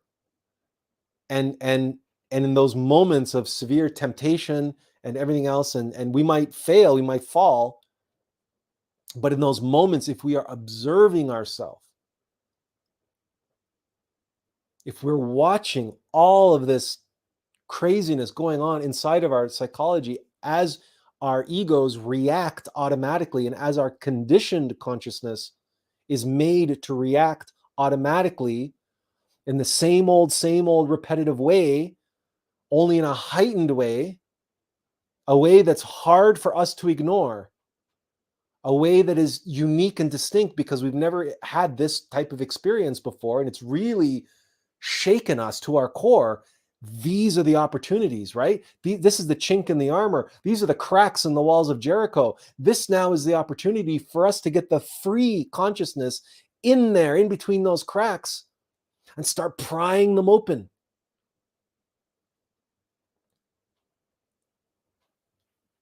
And start letting the light in. And letting the light in through those cracks down onto that dungeon, onto that safe room. And we should be doing this, right? So these are the outward things happening in our life that our Divine Mother is orchestrating in our life. And the law of attraction is helping make happen in our life, because we don't attract what we want, we attract what we are. So if we attract people into our life that are a certain way, and we keep attracting the same type of people into our life, and we keep ending up, or we keep having the same arguments with our loved ones or our friends, we just keep running the same pattern over and over and over again. The same programs are running over and over again, the same arguments, the same fights, the same struggles, the same whatever, right? We have to look at that and observe that and say, we're stuck in a rut. The needle is stuck on the record, keeps playing the same part of the song over and over and over and over again. So when life comes along and slams its hand on the table, makes the needle jump and skip, we have to take advantage of that and make sure that the needle keeps playing the music and doesn't get stuck in a new rut. And while all of that is going on in our life outside of us, the life that we're living moment to moment, day by day, where we're practicing self-observation, we also need to be practicing meditation, and we need to be combining the two. So that when we have these moments, these arguments, these fights, these struggles, when during the day we're observing the egos that are causing our conditioning, or we're just observing the conditioned behaviors themselves. Let's just start there. Do you have a nervous twitch? Is there something you do when you're not at ease, or when you're not comfortable, or nobody else is looking? Is there something you do automatically, without thought, unconsciously? You just start, I don't know, you play with your earring, or you play with your ring, or you pick your nose, or who knows, right? Is there something like that you do when nobody else is watching, nobody else is looking? Do you suffer from emotional eating? Do you have any other like vices or behaviors like that you do that are automatic and they're just on yeah, like on autopilot? This is just what you do when this and this happens in your life. This is what you do. This is your go-to thing. This is what I do. I go and I put on a violent movie, or I put on a violent video game, or I do this or I do that, and this is what I do. And I don't know why I do it. I just always done it. And this is what I do. Well, look at that. And look at that in meditation.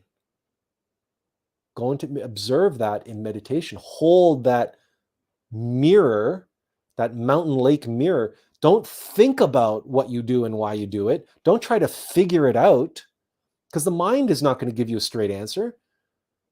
The mind is not going to figure it out for you. And don't go on the internet, to find out what some psychologist has to say about what you do and why you do it.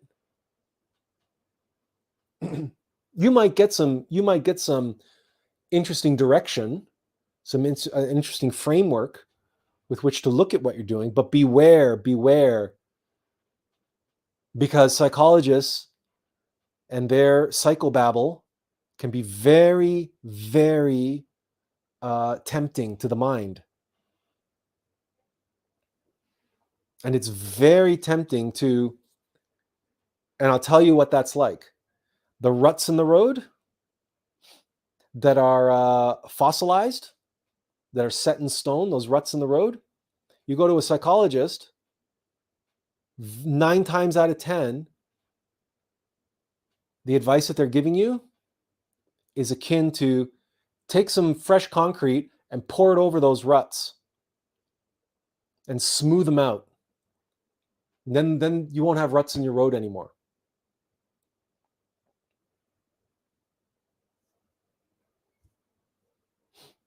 Okay, fair enough. But the ruts are still there. The consciousness, bottled up and frozen inside of that fossilized mud,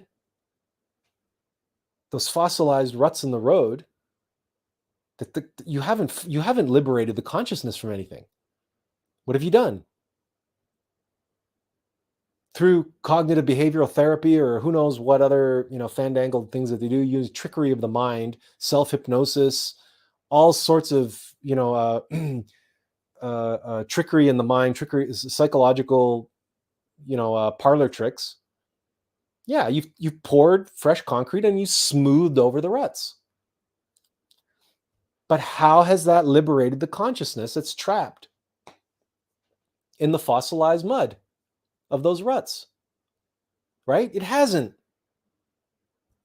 But boy, is it tempting to do.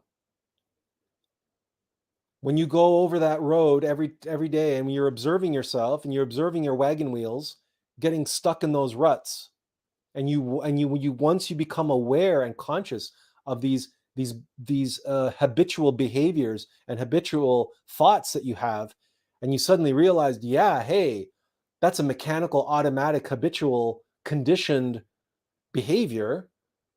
Why am I doing that? It's so tempting to say, okay, I'm going to teach myself a new behavior to do instead of that one. That's cognitive behavioral therapy, in essence. I'm going to train myself away from that. I'm going to train myself to not do that. Okay, but you don't have any knowledge. You haven't extracted, you haven't freed the consciousness. You don't know, you still don't know why you were doing it in the first place. Wouldn't it be so much better to comprehend the nature of those ruts and the nature of the fossilized matter there that created those ruts and how they were created, and comprehend that process?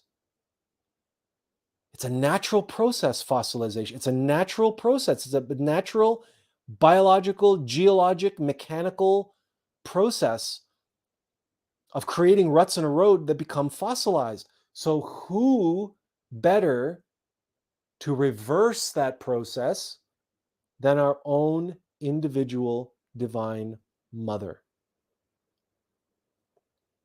The ruts in the road that are fossilized are a process of Mother Nature. What Mother Nature does, Mother Nature can undo. Fact. Look around you. What Mother Nature gives rise to, what Mother Nature gives birth to, Mother Nature takes back. Fact. Absolute, undeniable fact. It's called death. Birth and death. Absolute, undeniable. Those who deny death, completely ignorant. Utterly ignorant. We're not talking transformation. The thing dies. It was born and then it dies. The matter, the substance, and the energy, well, the Mother Nature will do with those what she will. They belong to her. They are her body. What arises in nature from her womb, what takes form in this virtual reality of three-dimensional reality, this virtual reality of matter, what takes form can be unformed, can be deformed, can be shattered, can be broken, can be annihilated, can be turned to dust. And it can only be done by the same forces which brought them into form in the first place. And that is our divine Mother Nature, a divine Mother, Devi Kundalini Shakti. But wouldn't it be so much better to comprehend, with her assistance in meditation, that rut that you're in, that's been fossilized, that's been set in stone, that rut? Comprehend that stone, comprehend that rut.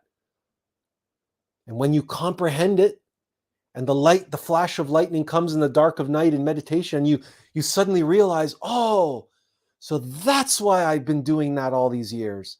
So that's when I started to do that. So that's what's behind all of that. In that moment, after that moment, your divine mother says, hallelujah, child. You no longer need that lesson. You no longer have to experience that rut. You no longer have to be stuck in that rut because you've learned what that rut was trying to teach you. You have learned what I was charged to teach you. I made that rut in the road so that that mechanical entity, that ego haunting you, possessing you, I allowed that mechanical entity to express itself, and I allowed it to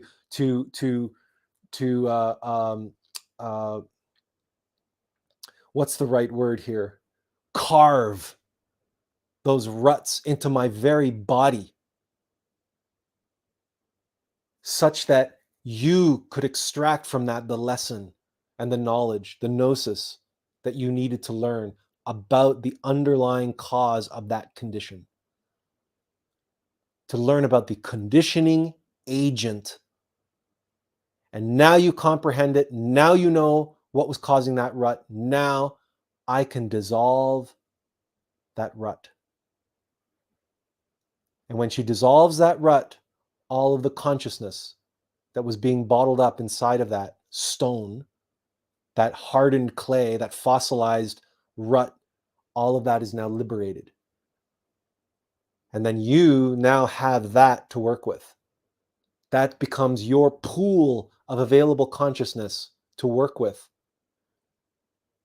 It's like chipping off a big hunk of ice that gets taken out of the freezer and gets melted and can be evaporated and becomes, for you now, you can use that water vapor. You can grow orchids with it. You can boil eggs in it. You can make tea with it, right? It's free consciousness. It's available to you now. And more importantly, It's available to your innermost being. You have greater access to your higher self because your higher self has more of its consciousness liberated and no longer conditioned. It's unconditioned. You have successfully unconditioned that bit of consciousness, and it assumes its natural state. And its natural state is objective knowledge. Its natural state is to know and to know itself. To know the self is the natural state of consciousness.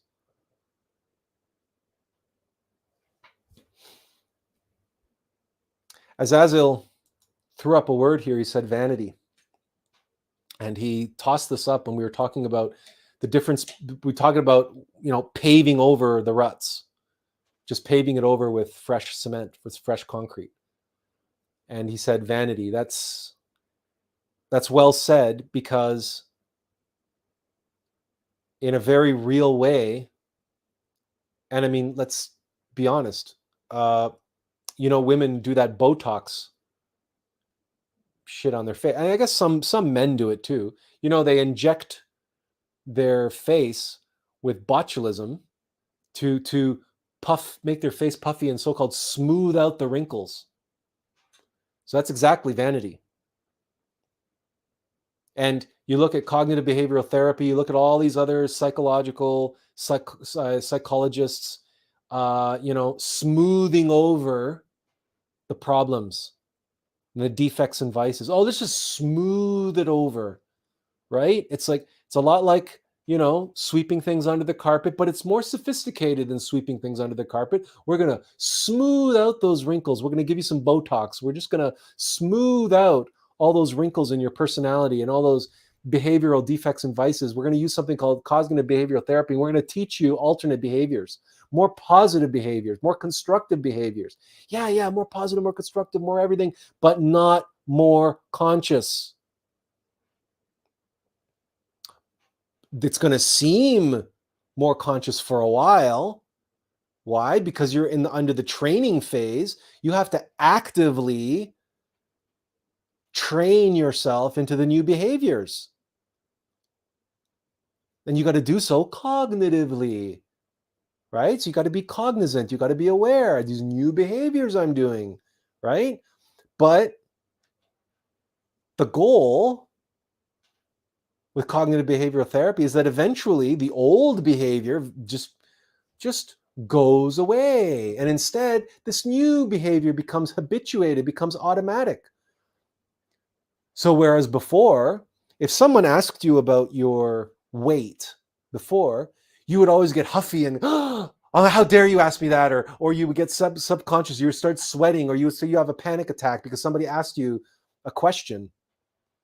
In cognitive behavioral therapy, now when someone asks you that same question, you're like, I'm so grateful you asked me that question. Yeah, thank you so much for asking that question. Oh, how conscientious, how conscientious of you to be thinking of me that way.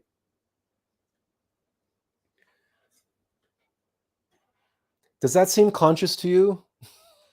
Or does that just seem like, a habituated, forced, learned Pavlovian trickery where you in the first instance you were conditioned to have, in a Pavlovian way, to have a negative response.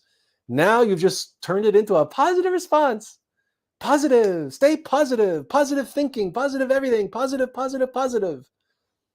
Yeah, well, you can pave over all the negativity in your life with positive this and positive that and positive vibes and positive.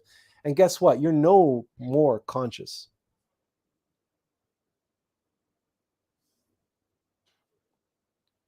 That doesn't mean that you want to indulge the negative. But again, we have to look at the difference in the analogies that we used. Difference between fixing a road and removing the old ruts altogether versus just paving it over and smoothing it over and pretending like They were never there in the first place. Mugaboo 22 says, one would think it is easy to observe ourselves. For me, I find myself constantly running away, looking for distractions, anything but observe dark aspects. Yeah, because dark aspects don't want to be observed. Remember what we said about fear? Remember how we said that fear looks out for all of our egos. All of our egos, in essence, have an element of fear. And the best defense is a good offense. If I want to defend myself, if I don't want someone looking at me, well, of course, naturally, what I'm going to do is I'm going to, either throw up a shield so that they can't see me, or better yet, I'm going to make some fireworks over there. I'm going to make a distraction over there. Oh, wait, look what's over there. Oh, look at that thing. Look at that amazing thing over there. Don't look here. I'm just boring. I'm not doing anything special. I'm boring. You don't want to look over here. Look at that amazing thing happening over there. Yeah. Do that. This is look at stage magic. Look at stage magicians. How do they get away with what they're like? The stage magicians are con artists. That's what they are. They're con artists. Distraction and misdirection. These are the words of the stage magician, and these are the words of the ego, and these are the words of the ego mind. So when you find yourself in that situation, that your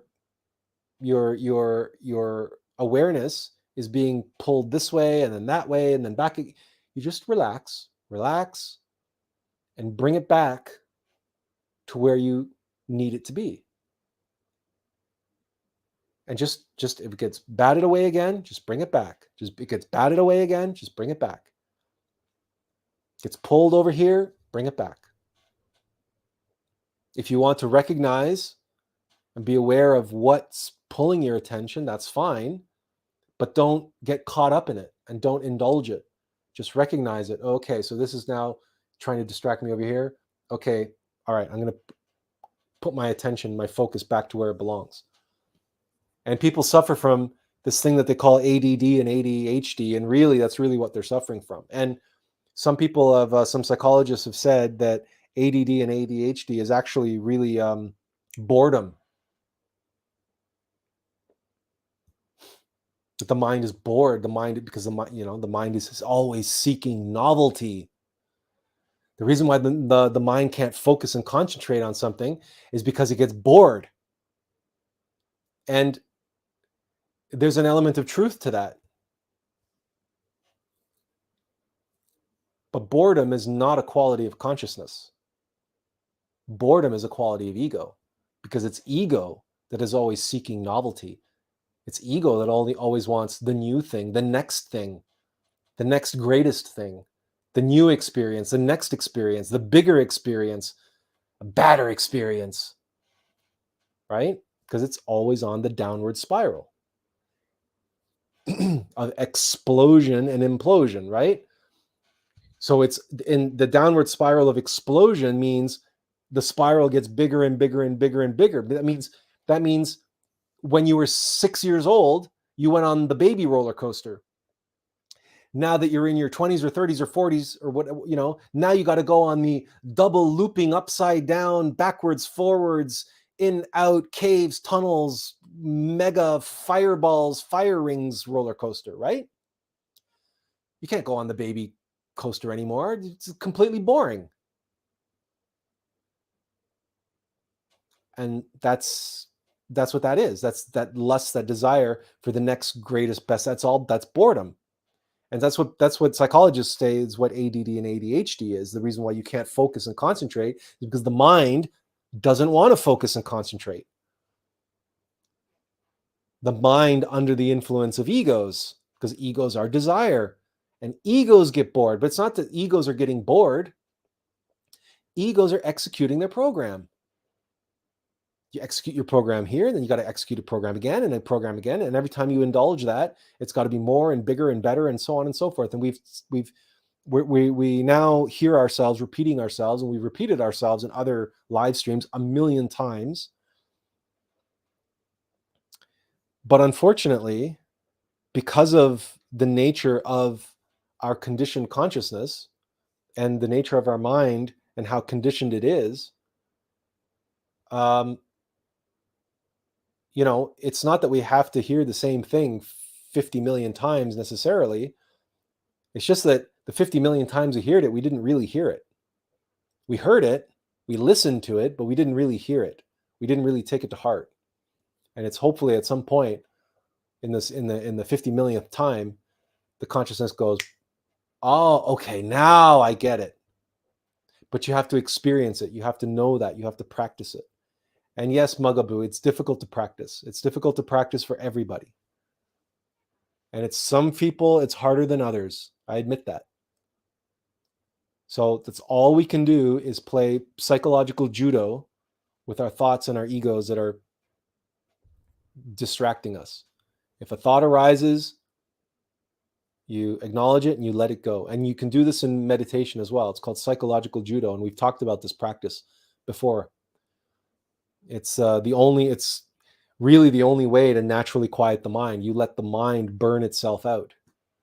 You let the mind you just use its own force against it.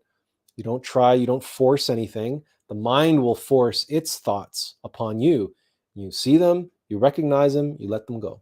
You see it, you recognize it, you let it go. Something comes from over here, you see it, you recognize it, let it go. Now from over here, now from up here, now from up here. And it's like watching a kung fu movie where the judo master is not hitting or punching anything. He's just sitting in the middle and he's allowing the assailants, the attackers, to come at him from all sides. And all he does is he takes the momentum of his attacker and he twists it and he manipulates them and he uses their own energy of attack against them and he subdues them that way.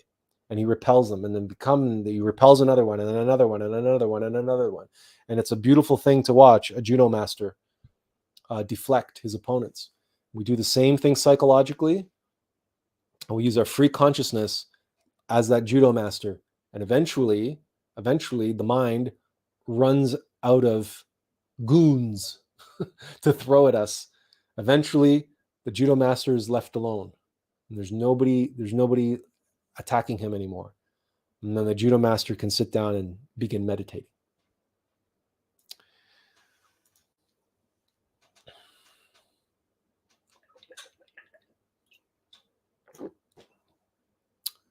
A quick word on conditioning out there in the world. Well, we all know about Pavlovian conditioning and all that stuff. And we talked about conditioning of the physical body. We know about conditioning of the mental body. We know that things like television and advertising, social media has conditioned an entire generation to behave a certain way and react a certain way online. TikTok is now doing that to Gen Zs.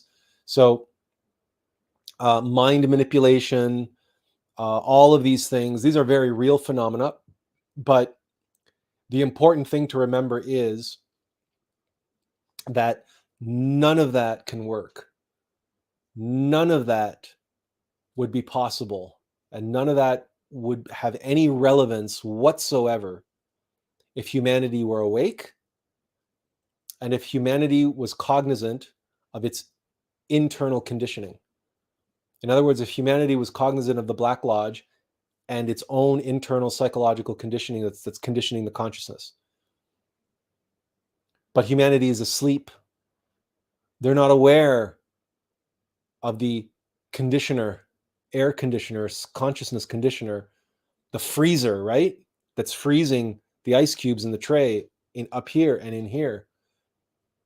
So as long as humanity remains unaware of that, then of course they can be brainwashed and conditioned and manipulated by outside forces. And in fact, one of the reasons why there are so many outside forces vying to manipulate and condition and brainwash humanity is because that way humanity can keep pointing the finger out there. They can blame the elite. They can blame the Illuminati and blame these groups and that elite and those pedophiles and those reptilians and the mainstream media and the organized religions and everybody and everything out there the patriarchy, you name it, everybody and everything out there, they're the ones doing the manipulating. They're the ones doing the conditioning. They're the ones who are literally the state of humanity. They're the ones who are dictating to humanity. And causing all the suffering. Well, you see, that is the greatest bait and switch of them all. That is the greatest distraction and misdirection of them all. That is the greatest con job that the ego, the Black Lodge, has ever pulled on humanity. That the cause of all your problems is out there. Because as long as we can have you hypnotized by that belief, so long as we can get you to hold that belief as a hardened truth, that you would be fine and you would be perfect and you would be a true human being and you would be awake and free and everything, if only the patriarchy would go away, or if only those global billionaires and the global elite and the Illuminati, and if only all those corrupt governments, and if only if my ex-wife and everybody else around in my life and in the world who's the cause of all of my trauma, if only we could fix all of that, then we would fix the human condition. This, and just think of the time and energy and effort that's being put into doing just that. And I'm not saying that there's no value and no merit in those arguments. We're not saying that those are completely lost causes or completely not worth doing. But to do all of that at the exclusion of the internal work, and to focus on all of that at the exclusion of unconditioning one's own consciousness, is a recipe for failure, is a recipe for disaster.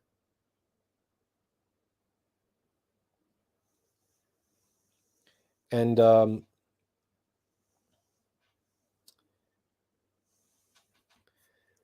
we look forward to be able to share with you all of this in our upcoming book, which again today was another example of a topic which was given to me to speak about, not knowing where it was going, and not knowing why I was told to do it. But I know now. It's in the course of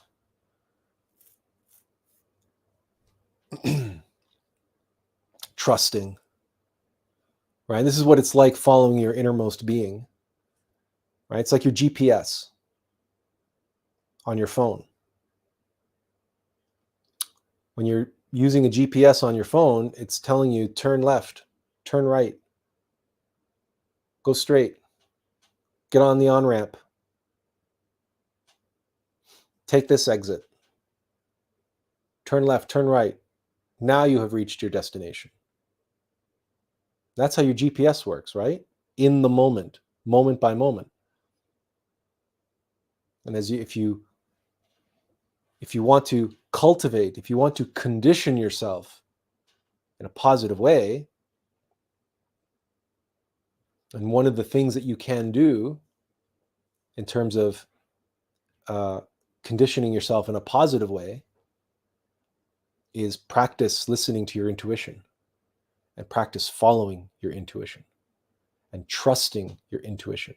Because I say cultivating, I say conditioning is not the right word. What you're doing is you're deconditioning your fear. You're deconditioning your mistrust and your self-doubt by trusting your intuition moment by moment. and we've, we're not there yet. We're still in formation, right? We're still Atlas in formation. We've got a lot to learn. We've got a long way to go. But we know enough that 2.5 hours ago, we began talking about the human condition. And 24 hours ago, roughly, we were told to set the topic. And then 2.5 hours ago, we began today's live stream, not knowing what we now know. At least I didn't know what I now know.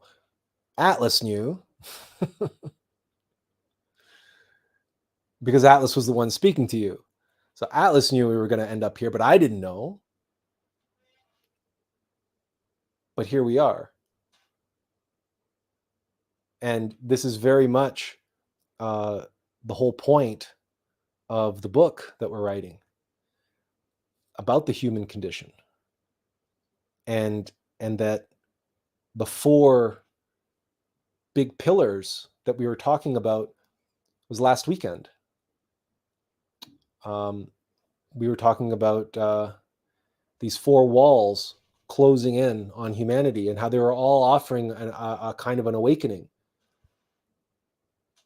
And what we're really now, at the end of today, what we're here to, where we've all arrived at, is each one of those 4 pillars, those 4 walls closing in around humanity, are just all forms of different forms of conditioning, but conditioning humanity to believe it is awake, and conditioning humanity to believe it is awakening, if not already awake. Right? There can be no more dangerous condition than that, right? And imagine being stuck in a rut where you think you're awake and you believe you're awake. You're stuck in a rut, but you believe you're awake.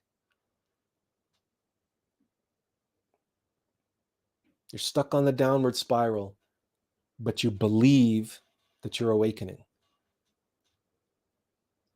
That is how serious this is. And really, for who this book is for, are all those people, and there's millions of them, untold millions of them, who deep down in their heart, they feel the longing, they feel the need to awaken. They're drawn to it. They're pulled to it. They're seeking the path to awaken and awakening. And here, the Black Lodge, responsible for the human condition, has laid out for them 4 traps, 4 paths,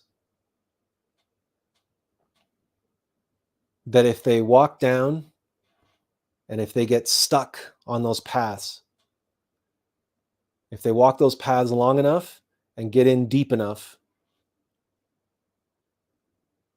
they will end up believing that they are, at the very least, awakening,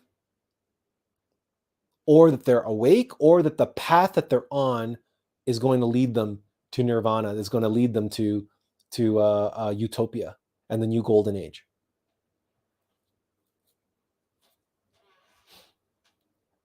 The Black Lodge designed those 4 paths: transhumanism,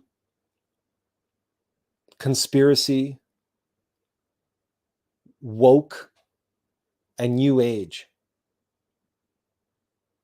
The Black Lodge designed them to trap and ensnare all of us who are seeking a genuine path to awakening. And all those paths are conditioning the consciousness of the people who are stuck on them, who are stuck in those ruts. And their consciousness is becoming ever more conditioned, more and more and more and more conditioned. And such that Those paths and belief in those paths are set in stone. And the greatest challenge that we face with this book is that fact that the fear within them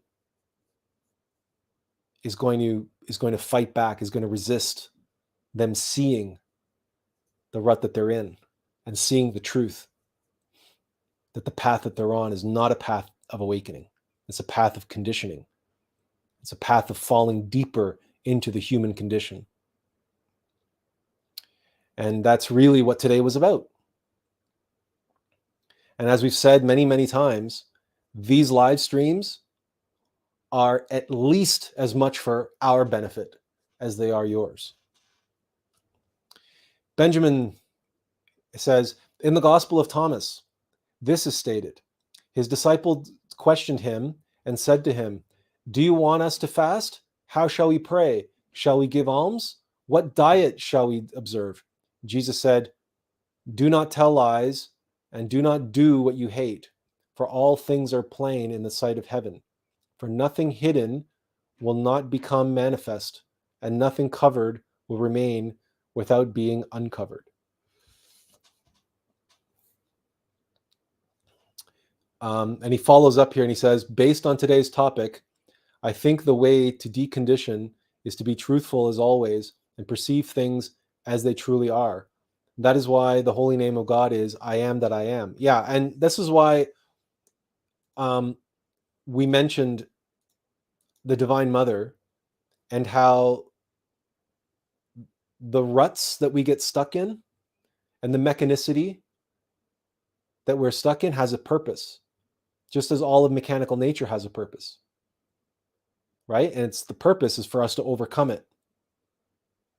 And that our Divine Mother who created it can uncreate it, can decondition it. But again, how does that happen? Well, it happens when we extract the truth. And that truth is that I am that I am. It is what it is. And what is it? It's this. And that knowledge, that experience of that experiential knowledge, that's that connection that we have through consciousness to the being, because we are in beingness when we have comprehension. We are one with that knowledge.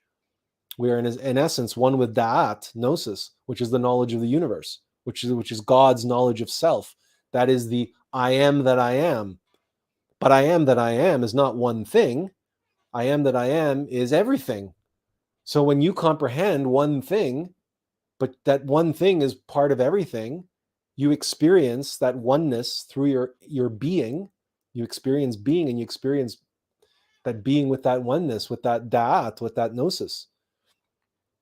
What we seek in life, what we seek on the spiritual path, the oneness, the truth, the light, the God, the absolute.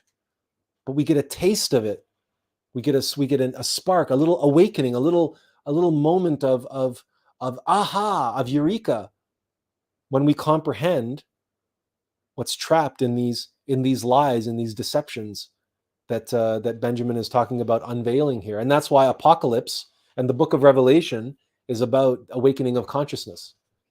That's why it's the book of Revelation, and Apocalypse means to awaken, to reveal, to unveil. And that's why, it is through death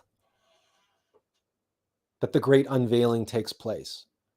And so ego death, right, to die before you die, is the process of unveiling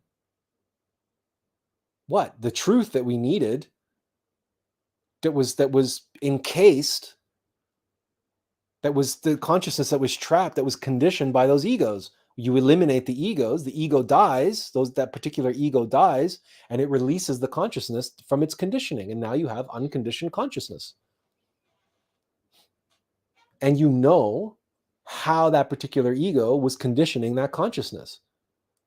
So not only do you have more free consciousness to work with, now you also have contributed that knowledge, that self-evident experiential knowledge, that gnosis, to the knowledge, the collective knowledge of the universe. And it's in giving that we receive. Yeah? It's in service to others that we receive. in the process of comprehending ego, in the process of that, another step towards awakening, another step forward on the upward spiral of the Alm of life, of expansion of consciousness and synthesis of being, we are contributing to the great I am that I am. We are contributing to God. We are making a contribution to God. There's no better way to worship, right? To sacrifice ourselves for the sake of others, for the sake of Christ, the Logos, the perfect multiple unity. And that's why service to others is service to God, because that which you do for the least of my brothers, you do unto me, Jesus said. This is all connected, but it's all about deconditioning oneself, escaping the conditioned reality, escaping the human condition, and using the human condition as a springboard to knowledge, as a springboard to awakening, as a springboard to development, to mastery, to master the human condition. To be a master of the human condition means to be a master of one's self.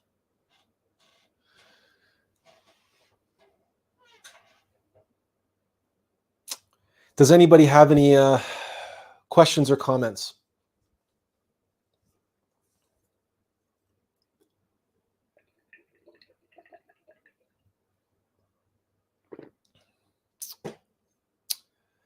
Anyone?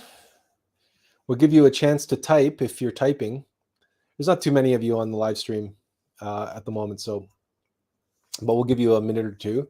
I want to thank you all again for joining us today. We hope you found today valuable. We hope you found it.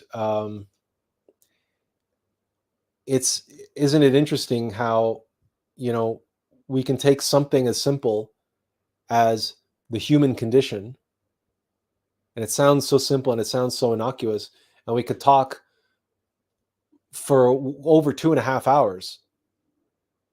And you might think, well, that seems a little strange, or that maybe seems a little self-indulgent, or excessive, or indulgent intellectually, maybe indulgent intellectualism or whatever. But considering that the whole of the body of global literature, scripture, fairy tales, and folklore is all devoted to the very same topic, the human condition, we don't think 2.5 hours is outside the scope of appropriateness for the topic. Kamal Manzuki says, I still want to watch The Pope's Exorcist, but given the subject matter, I think it best to come by the movie honestly. My only option right now would be piracy. Fair enough, Kamal Manzuki. We hear you. And you know what? Given the subject matter, you might not want to watch it in the theaters anyway. And it won't be too long before it gets on streaming somewhere. Maybe Netflix, maybe Amazon, who knows? Or generally speaking, even if it comes to something like Google Movies or whatever, it's like a couple bucks to rent a movie on Google Movies. So, but in any case, it's not. You might do just as well just to watch Russell Crowe in a couple interviews talking about the movie, because really it's the priest himself is of interest in his life and his work. The movie is, of course, a Hollywood sort of fantastical expression of that. I mean, it's good, and it's very interesting the direction they take it and the connection between the demon and certain historical events of the church. And so, but again, if you're strapped for financially, then it's by no means I don't want you to have the fear of missing out, right? Or what they call FOMO. You're not, it's not a huge loss. It's not the end of the world. Again, look up some interviews with Russell Crowe on YouTube, and because there's a few excellent ones out there, including the one with what they call the critical drinker. Maybe I'll pull up the link in a second. Benjamin says, nope, very good chat, thank you. Well, you're more than welcome, Benjamin. Thank you for being here. And Benjamin Raphael says, that is true. Quote, true greatness lies in serving others. Let's strive to be the best versions of ourselves by lending a helping hand to those around us. Thank you, sir, for always sharing your knowledge.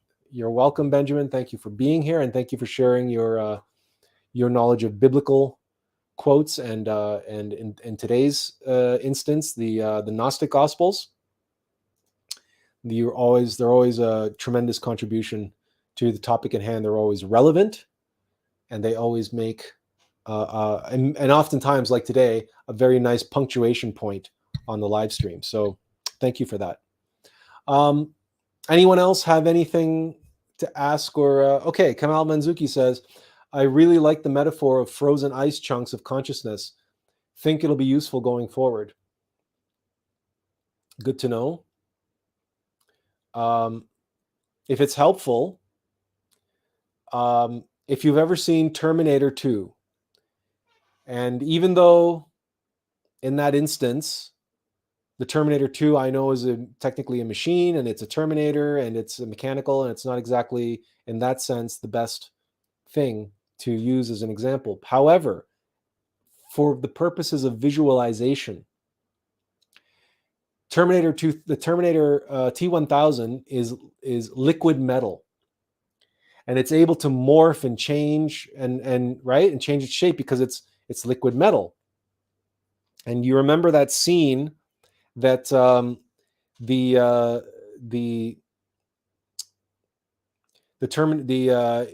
there's a truck of liquid nitrogen, and it breaks, and liquid nitrogen floods the scene, and the T1000 becomes frozen, and he becomes brittle, and he starts breaking apart. And then Arnold Schwarzenegger says, "Hasta la vista, baby," and he shoots him, and he shatters him into 1,000 pieces, right? So you can see, like, it's a very powerful visualization that this liquid metal entity that had this flexibility and fluidity all of a sudden becomes rigid and hard, and then is shattered and is undone. But then this happens outside the metal refinery, and as the heat from the metal refinery comes and starts heating up the chunks of frozen metal, they start melting again, and they go back and they become like mercury, and they start flowing, and they start, congealing, and they start coagulating and congealing back, and the T1000 rises up again. So just for the pure visualization of that, of having a fluid, liquid being, and what happens to us when our consciousness becomes frozen and become and hard and brittle and inflexible, and then what it takes to break out of that, and the application of heat, and then restore that fluid, flexible being. But I'm glad the metaphor worked for you. We certainly had no. That's just the metaphor. Just came to us in the live stream. We had no premeditated. Like we said, we never premeditate these talks. We have no notes. We don't generally do much in the way of preparation. It's just spontaneously wakeful meditation. We're just sharing with you what we're told to share. So if it worked for you, then that's wonderful. Any more comments or questions? Anybody like to chime in? Any more thoughts?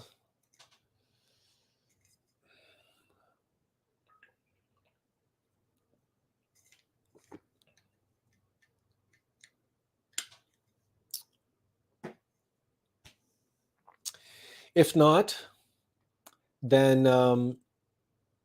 once again, we want to thank you all for being here today. by way of announcements, we don't have any other videos or anything in the works at the moment. We really are focusing on this book, and as you've noticed last week and this week, our talk has been oriented around that particular enterprise. And we are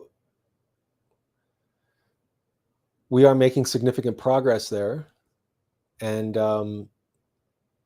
we hope to be able to share more about that progress, and hopefully be in a position to tell you the book is available soon, without making any promises. So thank you all very much for joining us, and we hope to see you again next week. And as always, inferential peace. Take care, everyone.